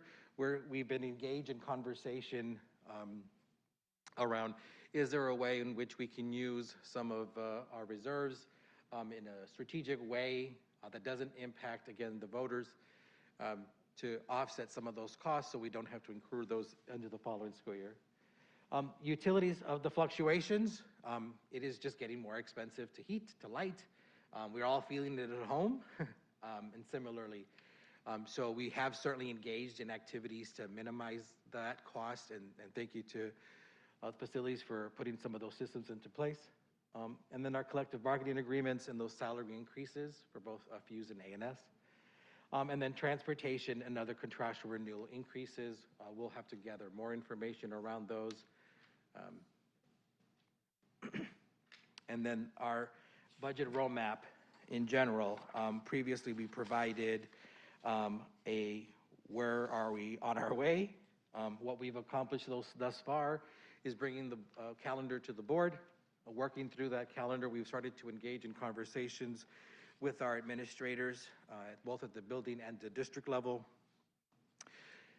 And we are in the process now, and we'll continue to do that through the holiday, up into the holidays, reviewing those, getting clarity on what the needs and wants are, and as Joy has indicated, also what are those unmet needs that we would have to take into consideration as we're adjusting. So what I've basically mentioned, they have been submitted, we'll continue to review, and then we'll be back with you here to continue these in-depth workshop sessions in January and in February.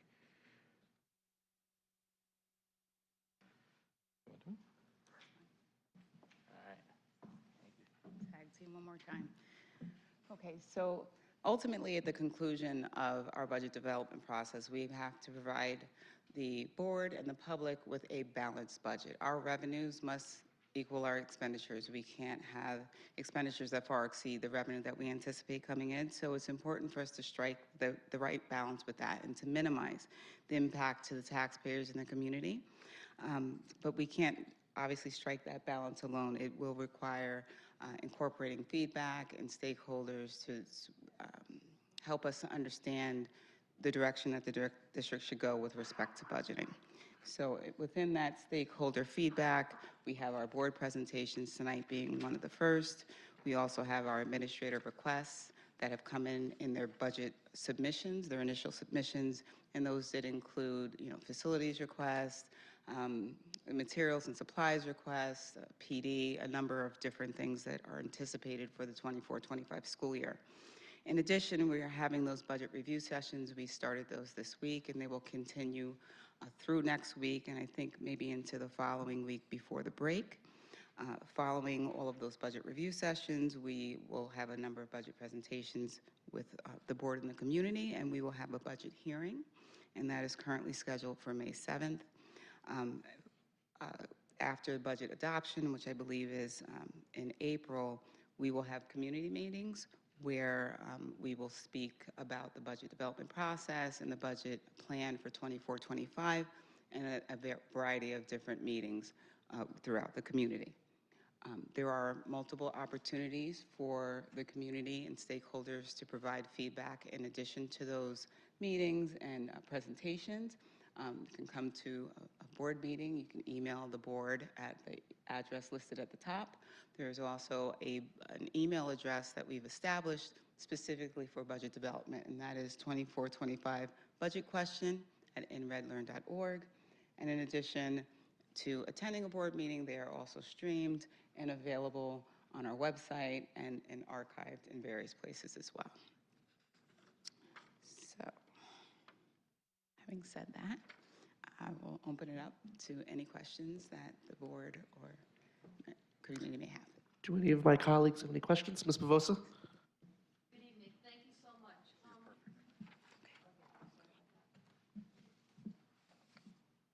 This is for Joy Mike. You mentioned something that I would like you to clarify for the average community member.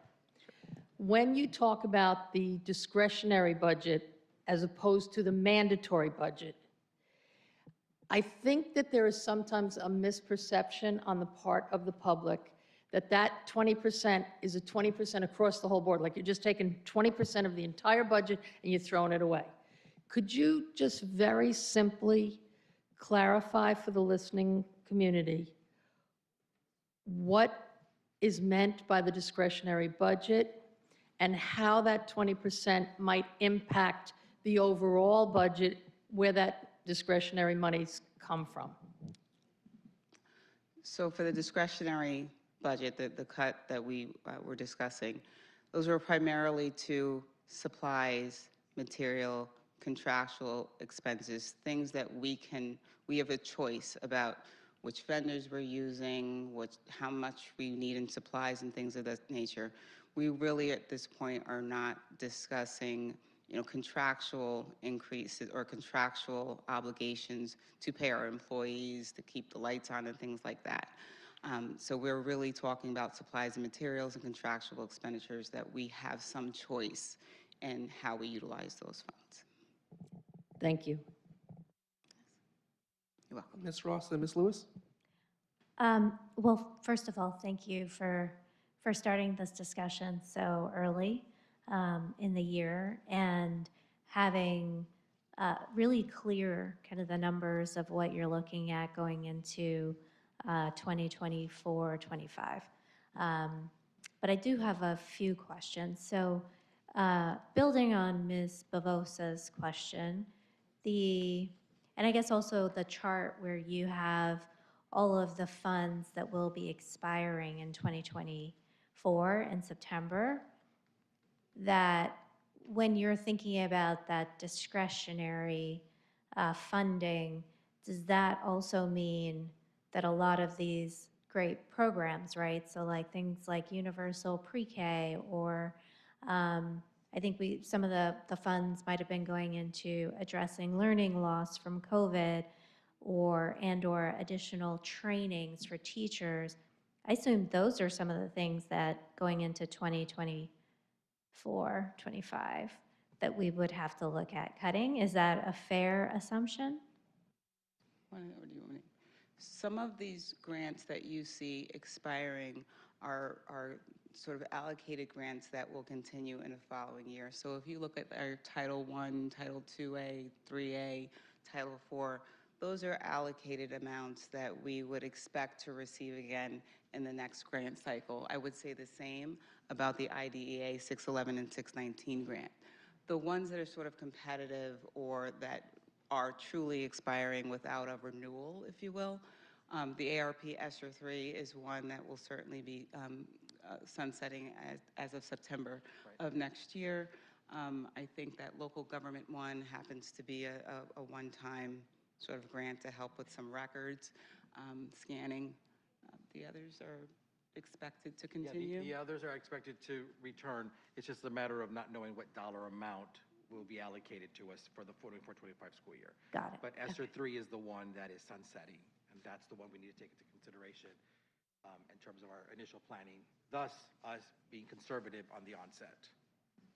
Got it. And then I guess a request of that would be for us to be aggressive in looking at other grants that we might be able to get to replace some of those funds, given that we may not get them kind of ongoing. We are. We've already applied for others. We're still waiting to hear back on some of those.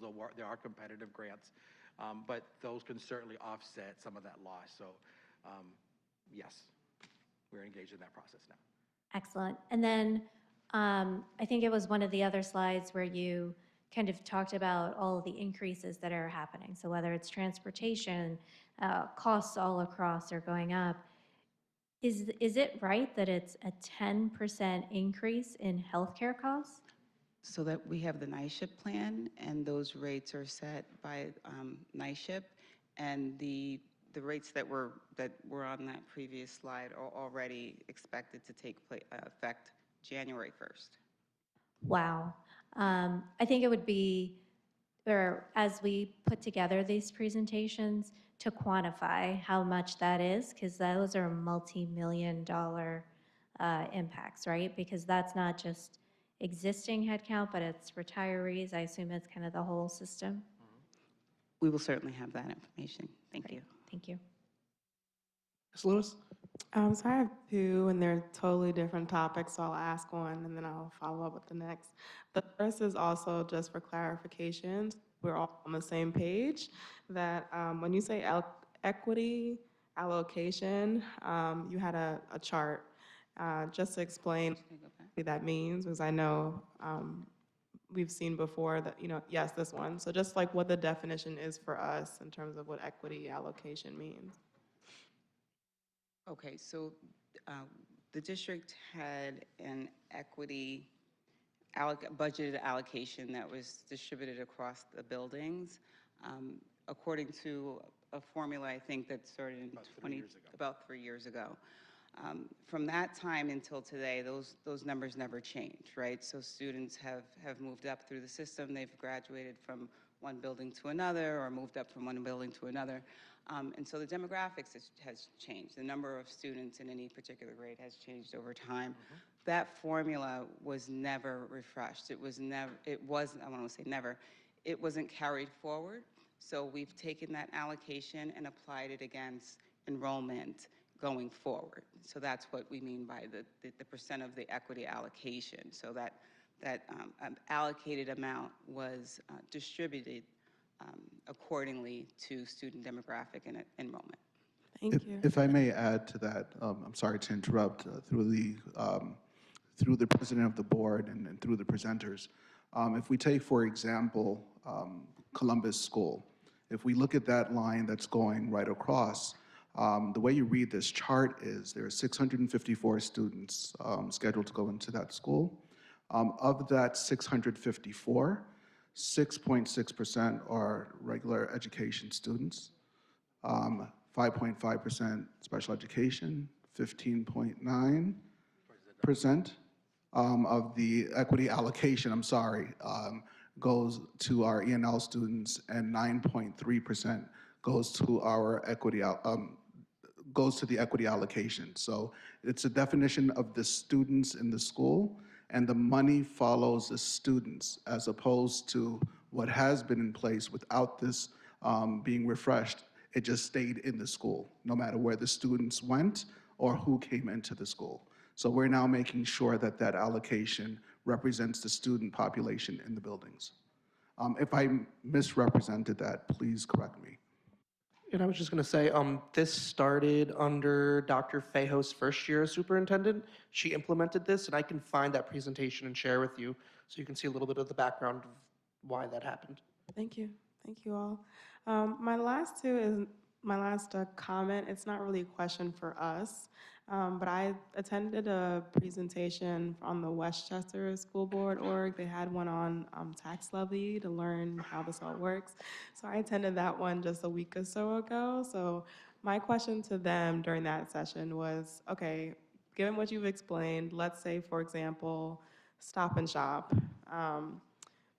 grieved their taxes with the city and said, I don't want to pay the taxes that you told me to pay when I first signed this lease and bought this land. I want to pay half of that. And so they go back to the city of New Rochelle and say just those things, they get tied up. They've decided that those taxes would be lowered. And so my question to them was like, well, then what happens to what the school would have received from the money that Stop and Shop was supposed to have paid? Because we're talking millions upon millions of dollars. And they said, well, yeah, actually the remainder of what was reduced for Stop and Shop goes back onto the taxpayers. And like as individuals and homeowners, you're paying the difference that Stop and Shop is not paying. And so therefore your taxes would be impacted that way, and the schools are impacted because you don't have that funding either. So then my thought while we're discussing this for Westchester School Board was how much money the schools might have lost over 10 years as the city of New Rochelle has been expanding, with all the construction, with all the companies coming in and continuing to come in, like how much is grieved, like how much the taxpayers might be feeling as a burden, because it's going to feel as though we keep increasing taxes as a school, but if the city is giving back taxes to all these big box stores, again, this is not a question, this is a comment. I just thought it was an interesting conversation I was having on the Westchester School Board, as something that other counties are also struggling with, as their towns are also developing, and those big box stores are grieving millions of dollars in tax.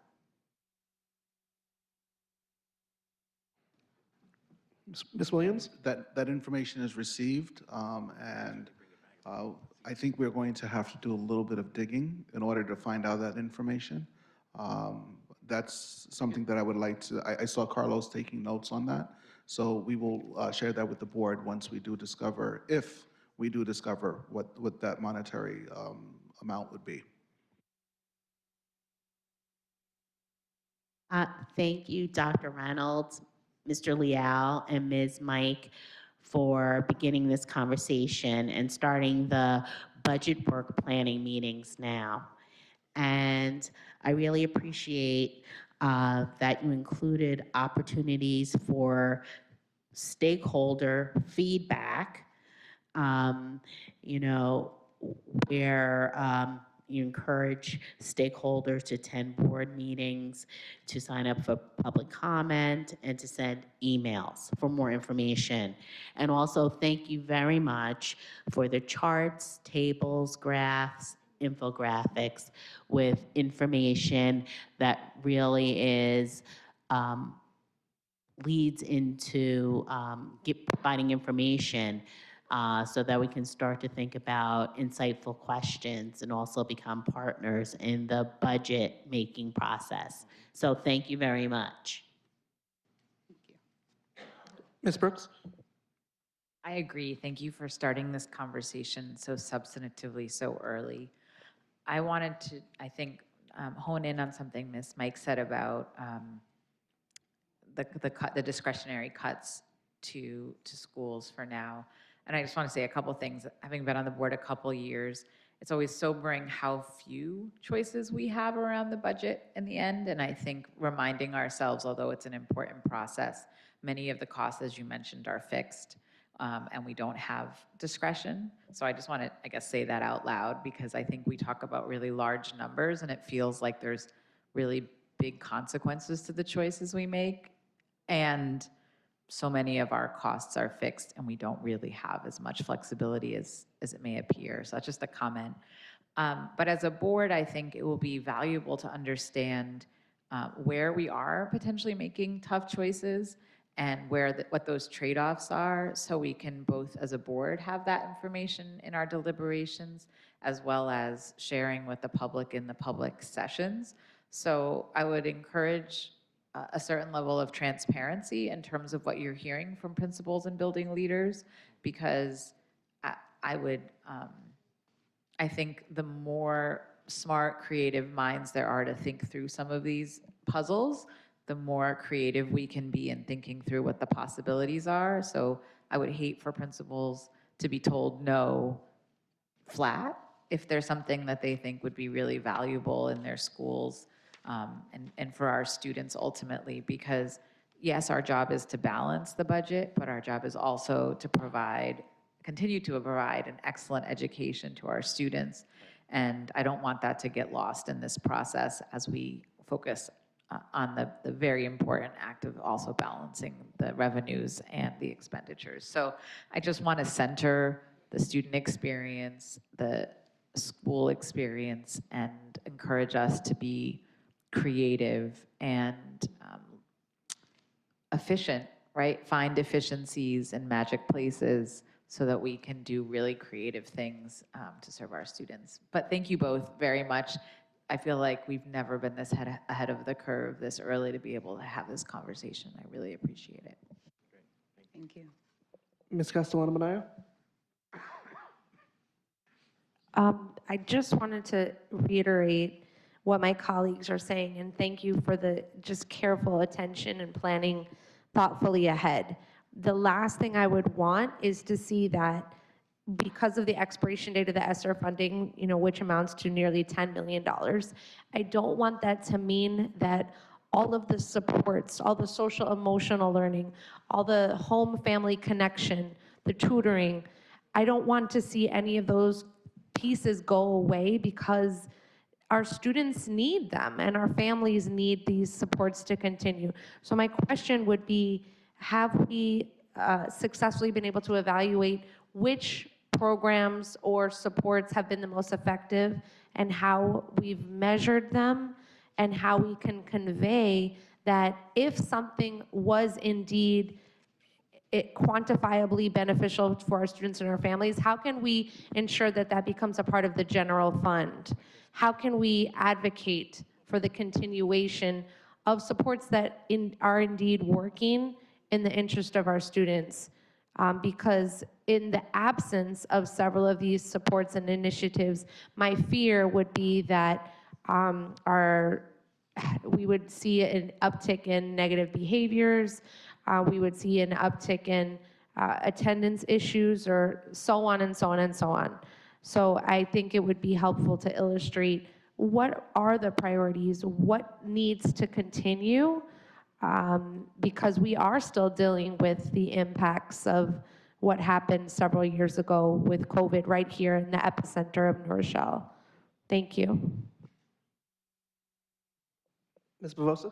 I promise a quick piggybacking to what my colleague Makita Lewis said. In addition to the big box stores, I would be curious to know, and I'm not certain how you'd be able to find this out, what monies were or are being lost over the next several decades by allowing many of the new builds to have abatements of their taxes. And if they did get this enormous abatement, which may or may not be factual, could we in some way convince these realtors, builders, new constructions to perhaps not in a straight financial manner, but in some way to provide massive grants to our district? If you could find that out, that would be great. You'll get much community support. Ms. Ross? My question is also just thinking ahead as well. And I know there's been like presentations. Next week, we're going to have one around, or we'll be discussing the potential charter school that could be here in New Rochelle. I guess as we're thinking about our budgeting process, at some point we need to include that as to what that could potentially impact, right? Because if that's going to be impacting our discretionary funds, that's going to have a significant impact on how we can support the students within our district as well. And I just had two questions. Well, one question, one comment. Hearing anything about foundation aid? If this, do you think the state's gonna still support fully funding it? Any idea? That's what we hear, that the state would like to fully fund it, but until we receive the governor's the governor's proposal in January, and then subsequently the legislators, we can't say at this time. Now, right, keeping in mind that they've met their legal obligation, and so that's kind of the tricky piece of this. They've increased over time, they've met their obligation, now what will they do? And that's really So this might be a time to invite some of our legislators. I know Ms. Lewis met with Senator Mayer, who said she would love to come to one of our upcoming board meetings. So the time to bring her here and show her all the great work that we're doing.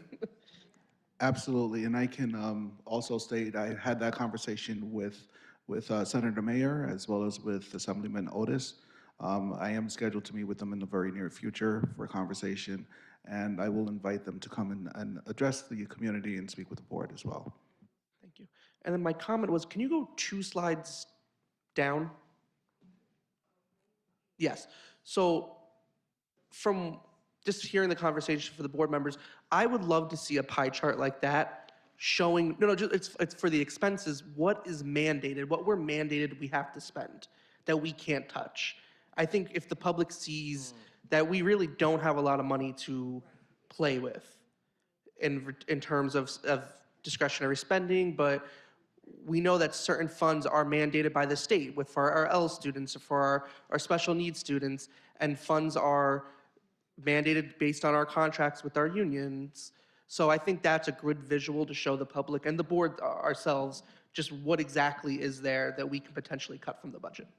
If I may, Mr. President, in our last presentation of this year's budget, we did present that type of a pie chart, but we did not put a dollar amount as to what the expenditures are. So my recommendation is that we can show what it looks like in real time this year, and then show what the projection is based on percentage of the pie for next year, and then the dollar amount will be attached after. That'd be great. Specifically, the general fund, I'm assuming, is the question. Are there any other questions from any of my colleagues? All right, great. Good. Thank you so much, guys. Thank you. Thank you.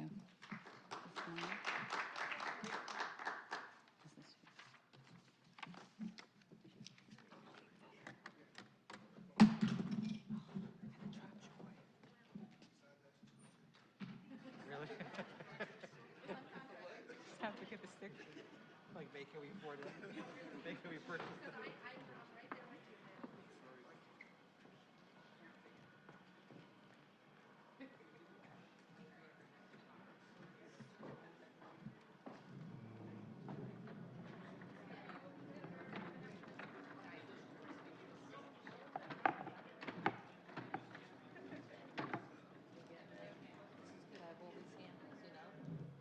Perfect, thank you so much.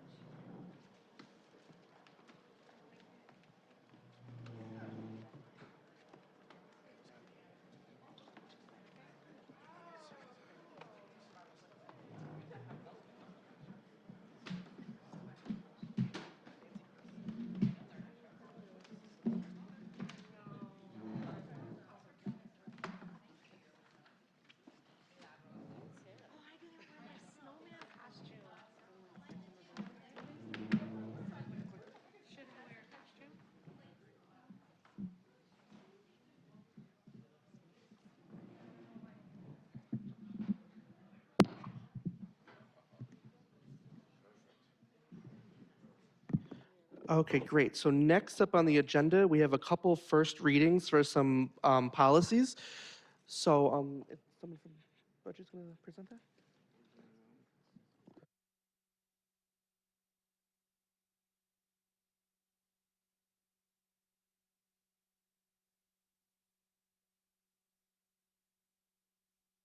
Yeah, so we have a couple first readings for some new policies. Do any our policy committee chairs, do you guys want to talk about that a little bit before we have someone from administration come up?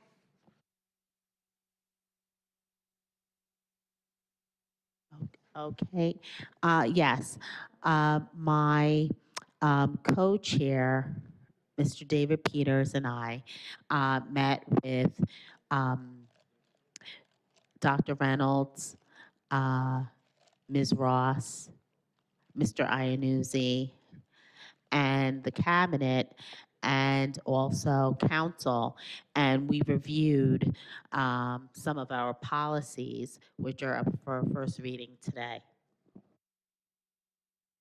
And if I may, Mr. President, on behalf of the administration, I would like to prepare our Assistant Superintendent for Business to answer any questions necessary regarding policies 6410, authorized signatures, 6700, purchasing, and 6705, federal funds purchasing. With regards to policy number 5152, homeless children, if there are any questions regarding this first read, I will take those questions. Do any of my colleagues have any questions about any of these policies?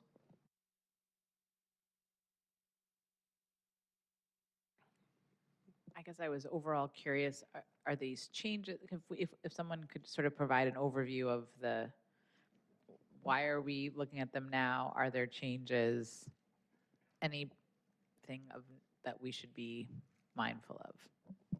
Thank you, Madam Vice President. So any policies that we will be bringing to the community and to the board for this portion of the year reflect changes that are strongly recommended and required by the New York State School Boards Association, so that we review our policies to make sure that they are up to date, number one. Number two, or maybe I'll say 1A, many of the policies that we have here in New Rochelle, not that they're outdated, but our numbering system has been off as well, right? So it's under an archaic and no longer used numbering system. So in many cases, we need to renumber our policies so that they match other policies within the county and the state. And then there's another reason as to why we would be bringing a policy for review.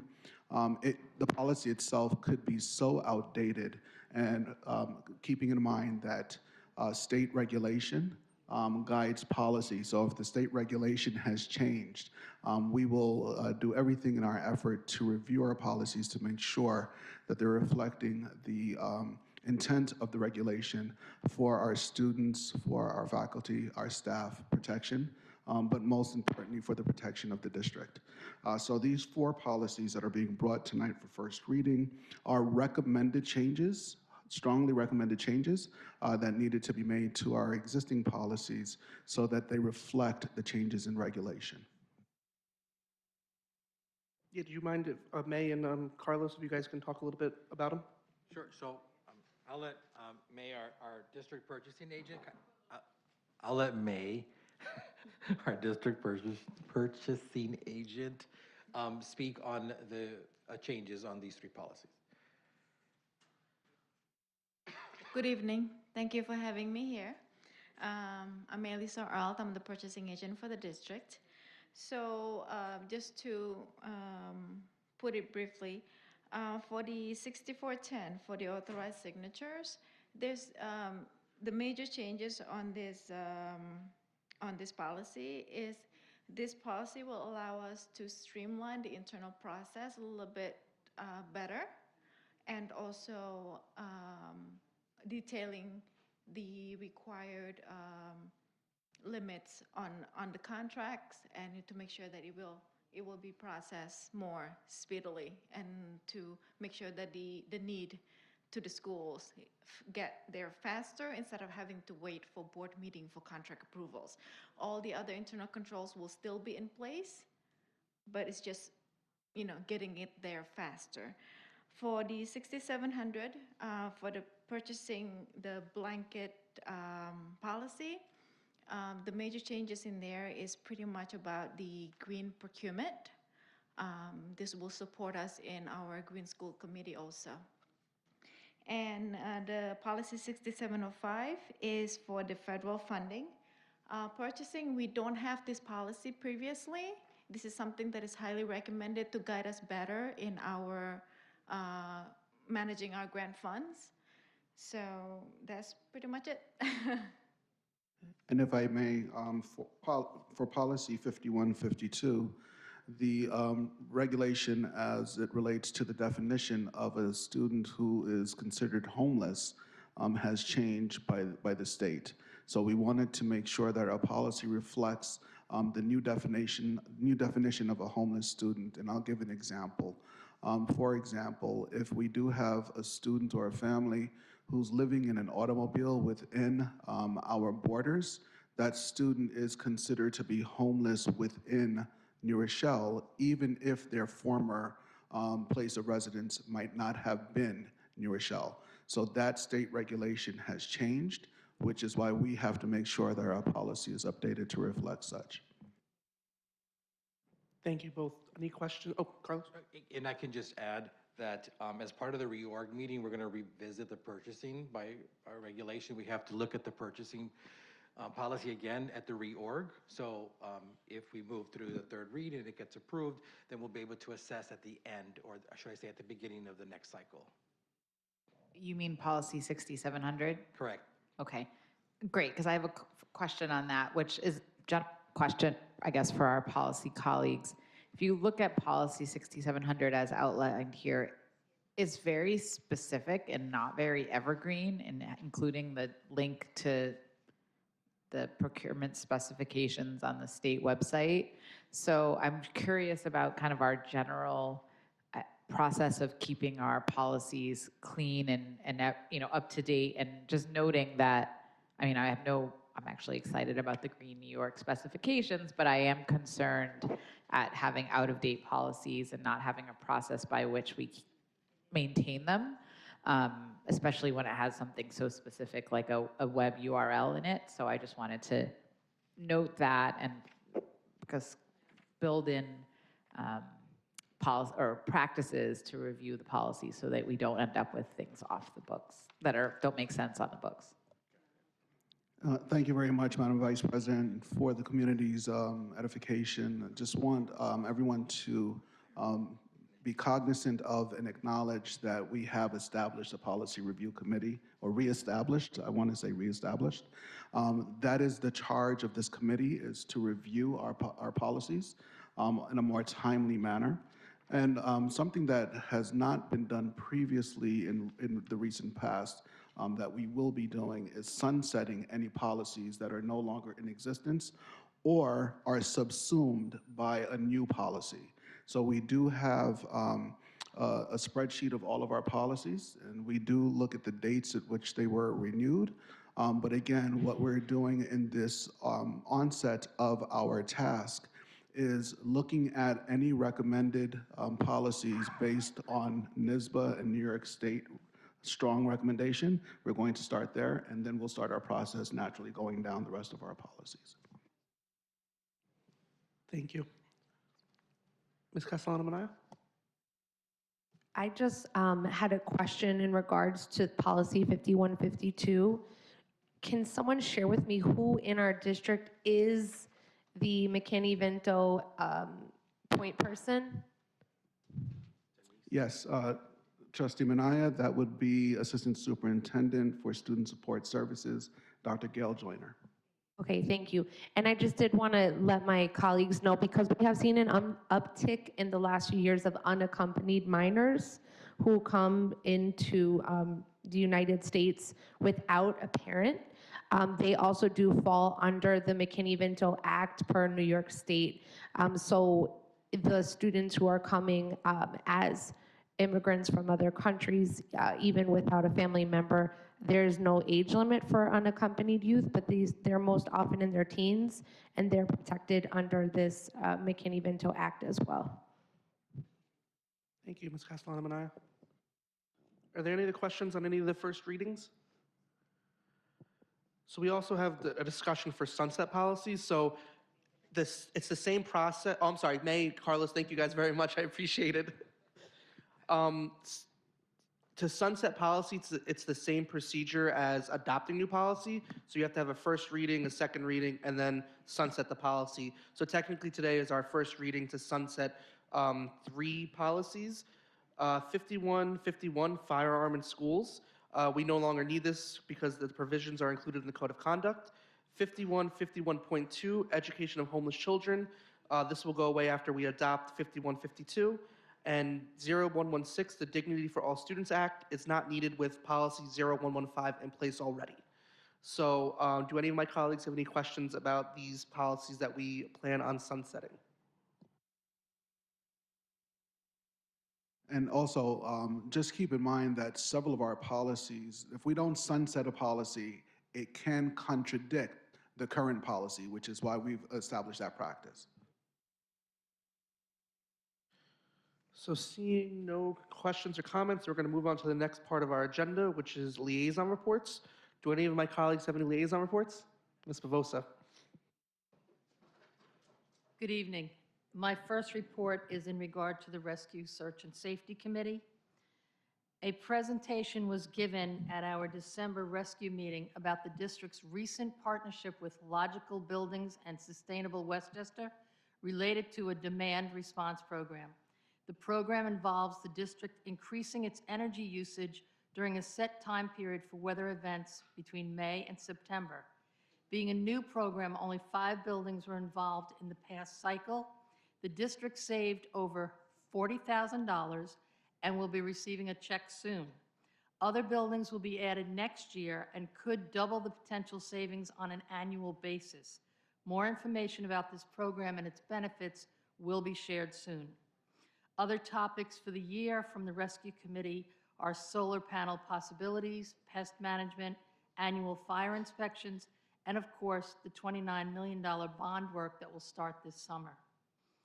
The other committee on which I am a member is the Fund for Educational Excellence. The SAT, ACT prep info is on the New Rochelle Fund website. The reduced fee is $250, and for qualifying students, $30. All juniors are encouraged to register. As well, February 1st is the new date for the gala. We're very excited about the honorees. Josiah Jojo Gray, who was an all-star pitcher for New Rochelle High School in 2015, who is presently on the Washington Nationals, is one of our honorees.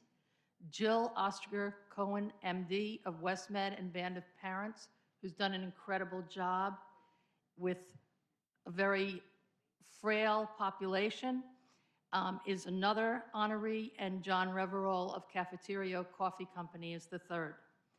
Also, there are going to be a number of awardees, student awardees. The fund presents the Arts and Culture Award, recognizing a student whose extraordinary artistry contributes to the creative, intellectual, and cultural vitality of the New Rochelle Public Schools.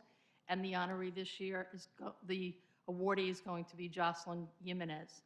The David A. Garfinkel Citizenship Award recognizes a student whose remarkable record of community service enriches our city and inspires their fellow students to participate in civic life, named in memory of Fund Board member and community leader David A. Garfinkel, and that's Michaela Louise Waterston. The Eric Tutera Sports Leadership Award recognizes a student whose athletic talent and discipline encourages his or her fellow students to excel in both academic and extracurricular activities. It's named in memory of a New Rochelle High School graduate and star athlete, Eric Tutera, and that is going to Ariel Esposito. And the last award that the fund gives is a technology award, recognizing a student whose mastery of cutting-edge technology demonstrates the power of scientific innovation to encourage learning and to improve our lives, and that will be given to Veronica Yu. We are so proud that the fund is stepping up to do so much for so many, and we're trying to let people know that this is a group that will do for the school, and if you have something to add or contribute, please go to the website. Thank you. Thank you, Ms. Wivosa. Ms. Williams? Yes, and this is a board buddy report for IEY at Isaac E. Young Middle School. Students recently met with two New Rochelle City Council members, Mrs. Martha Lopez, District 1, and Mrs. Yadira Ramos Herbert, our mayor-elect. They met with the students twice for interactive sessions in which the students gained a greater understanding of local government, upcoming city initiatives, and avenues for civic engagement. And also, IEY from November the 27th until December the 1st had a scholastic book fair. And it was held in the IEY library, and there was also an option to purchase books from online using an e-wallet. The process was used, the proceeds were used to benefit the IEY school community. Thank you, Ms. Williams. Any other liaison reports? Seeing none, we're going to move on to public comment. Ladies and gentlemen, we are about to convene into the public comment period of the meeting.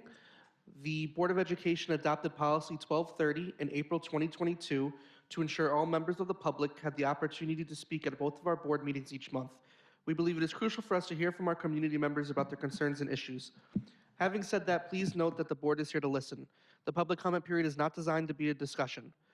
Accordingly, understand the board will not respond to your concerns and questions tonight. We take your concerns and questions seriously and want to have sufficient time to process and research issues if need be. We will, however, respond to your questions and concerns at a future meeting or have the proper staff member get back to you at the appropriate time. I also want to point out that under state and federal privacy laws, we are unable to entertain any comments or questions about school personnel and students. Please know, however, that we take personnel concerns very seriously. On these matters, we would ask you to go through the appropriate administrative channels. Finally, we recognize that right now our nation and our community are polarized on a number of issues. That said, we want our school board meetings to serve as an example to our students that members of our school board and members of our community can deal with controversial issues in a civil manner and demonstrate mutual respect for one another. In that spirit, we will insist that all speakers and members of the audience maintain civility and respect for any divergent views that others possess. We ask that speakers please address their comments to the board directly rather than the audience. In the unlikely event the meeting becomes unruly, the board will recess the meeting and return once order has been restored. Finally, I want to remind everyone that you may submit written comments to the board in lieu of speaking during the public comment period if you so choose. Tonight, we've set aside 45 minutes for public comment, where each speaker who has signed up before 3:30 today has 3 minutes to speak. If a person requests to speak after 3:30, speakers may sign up in person at the meeting with the clerk and will be afforded the opportunity to speak for 2 minutes during the public comment period if time permits. Our first speaker of the night is Ms. Miriam Dasim.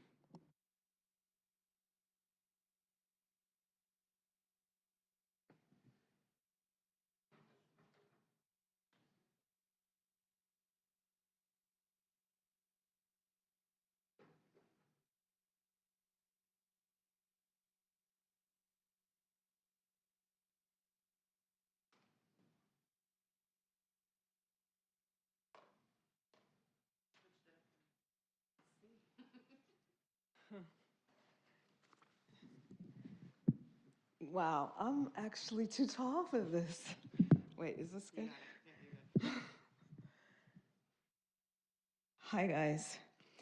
So last meeting, we talked about tenure and hiring practices, and we touched a little bit about making sure that we hire enough Black teachers. I wanted to talk a little bit more about it again. Specifically, again, we had a wonderful house principal that actually served as an assistant principal for 3 of her 4 years for tenure. And when it came time for her to get tenure, was told that they couldn't give her tenure because she didn't serve in the house principal role, but she actually did the assistant principal role, which is where we needed her to be in the school district. She filled it and did the job and did an excellent job, took care of our kids the way we should, and yet for some reason, we told her she couldn't get tenure. She had to leave, go to another school, and has to start the process over for her to get her tenureship. This is what happens to our Black teachers.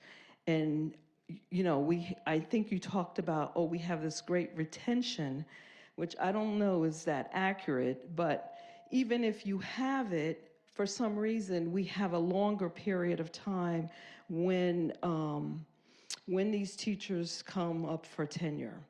And now you're about to have, if you're probably not already looking at it, the house principal that replaced her, who isn't such a great house principal, who, when you had one set of homeless kids, instead of making sure they had transportation so that they could get to school on time, had to take several buses. They were coming out of Yonkers. Called CPS on the family because the kids weren't coming to school on time. So they had time to do that, but didn't have time to figure out that they needed to provide transportation to them. I guarantee you this person's gonna get their tenure right on time. That's what we do. So these are things that we need to look at and specifics that we have, but you know, we spend a lot of time developing the strategic operating plan, which has all kinds of great words on how we're gonna take care of our staff and students, but we don't live it. it's not put into practice because these things were happening before the ink was even dry on that operating procedure, and yet we didn't apply any of it to this case. And we still need to make that whole because she's still in our system. We can fix this. Thank you. Thank you, Mr. Seem. Next up is Miss Nicolette Minozzi. Not seeing her. Next up is Mr. Vincent Malfitano.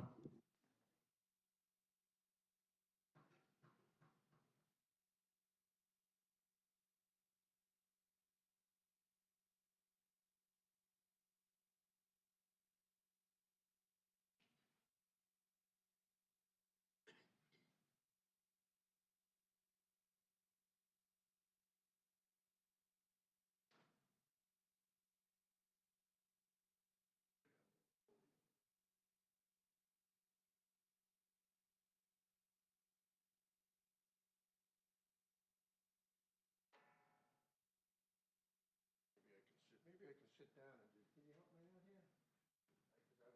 Otherwise my hand will shake. There we go. That works. A couple of things. Some months ago, I brought to your attention the racist announcement by this board that you were going to create a leadership class, and it said, quote, for students of color, which was completely illegal. And I asked you guys to fix it. Finally, you did. I had mentioned follow-up. I was surprised nobody mentioned, called me or met, and I thought the superintendent didn't, but apparently the superintendent did try to reach me, and I appreciate that, but apparently was given a wrong phone number. Regardless, you did fix it and you publicized it. I guess your attorneys told you you had to. But like the New York Times with the fake news about the Russia collusion with Trump, and the fake stories about how the Hunter laptop wasn't real, the newspapers, like you guys, buried it on page 9, the correction. In your follow-up newsletter, find where you announced, oh, the leadership is open to all students. And you say, as it always was. No, it wasn't. But you buried it deep in your next newsletter where nobody could see it. I guess you knew that you guys had screwed up, but you should have proudly announced it in a banner headline like you did with the first announcement. It says a lot about you guys. But to that end, I wanted to just mention, I looked at the policy on homeless kids, 5152, and you're going to tell me what state policy. Here's what it says.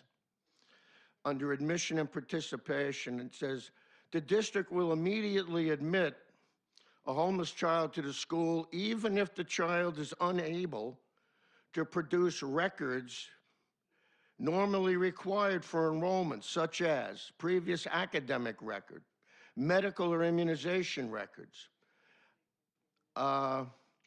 proof of age, residency. Now, we're talking about kids coming all over the world, no birth certificates, nothing. You could have a 23-year-old kid walk in here and say, I'm 18, right?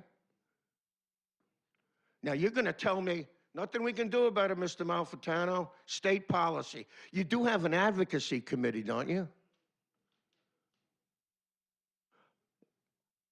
At what point do you require immunization for somebody who just walks in from who knows where around the world, maybe transmitting who knows what ailments?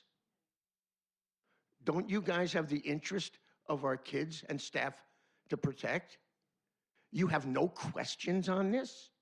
You are okay with that? Let me hear you discuss that and say, yeah, Mr. Malfitano, we're fine with that. What is the limit? When do they have to produce that documentation?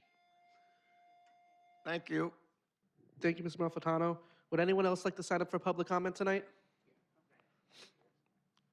Seeing none, we're going to move on to the next item on our agenda, which is new business, consent agenda, personnel resolutions. Colleagues, can I get a motion and a second to approve consent agenda for personnel resolutions number 24-199, 1 through 23, number 24-200, 1 through 1, number 24-201, 1 through 30, number 24-202, 1 through 6, and number 24-203, 1 through 25, according to the recommended action for each item. So moved, Bavosa. Second, Ross. All in favor? Aye. Any opposed?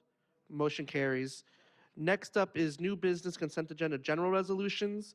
Colleagues, can I get a motion and a second to approve consent agenda for general resolutions number 24-204 through number 24-215, according to the recommended action for each item? So moved, Bavosa. Second, Ross. All in favor? Aye. Any opposed? Motion carries. Our next meeting will be Thursday, December 14th at Webster School. Tonight, we are adjourning in memory of Beryl Savage, a retired senior typist for the Special Education Department, who passed away on October 5th, 2023. Ruby Axelrod, a retired math teacher at New Rochelle High School, who passed away on October 17th, 2023. Edmund Malloy, a retired math teacher at New Rochelle High School, who passed away on October 23rd, 2023. Rosemarie Sadati, a retired nurse at New Rochelle High School, who passed away on November 1st, 2023. Portia Tyler Lloyd, a retired special education teacher at Jefferson and Trinity School, who passed away on November 17th, 2023. And Marie Imperiali, a retired teaching assistant at Jefferson School, who passed away on November 20th, 2023. Colleagues, can I get a motion and second to adjourn the meeting? So moved, Bavosa. Second, Lewis. All in favor? Aye. Any opposed? Motion carries. Good night, everyone.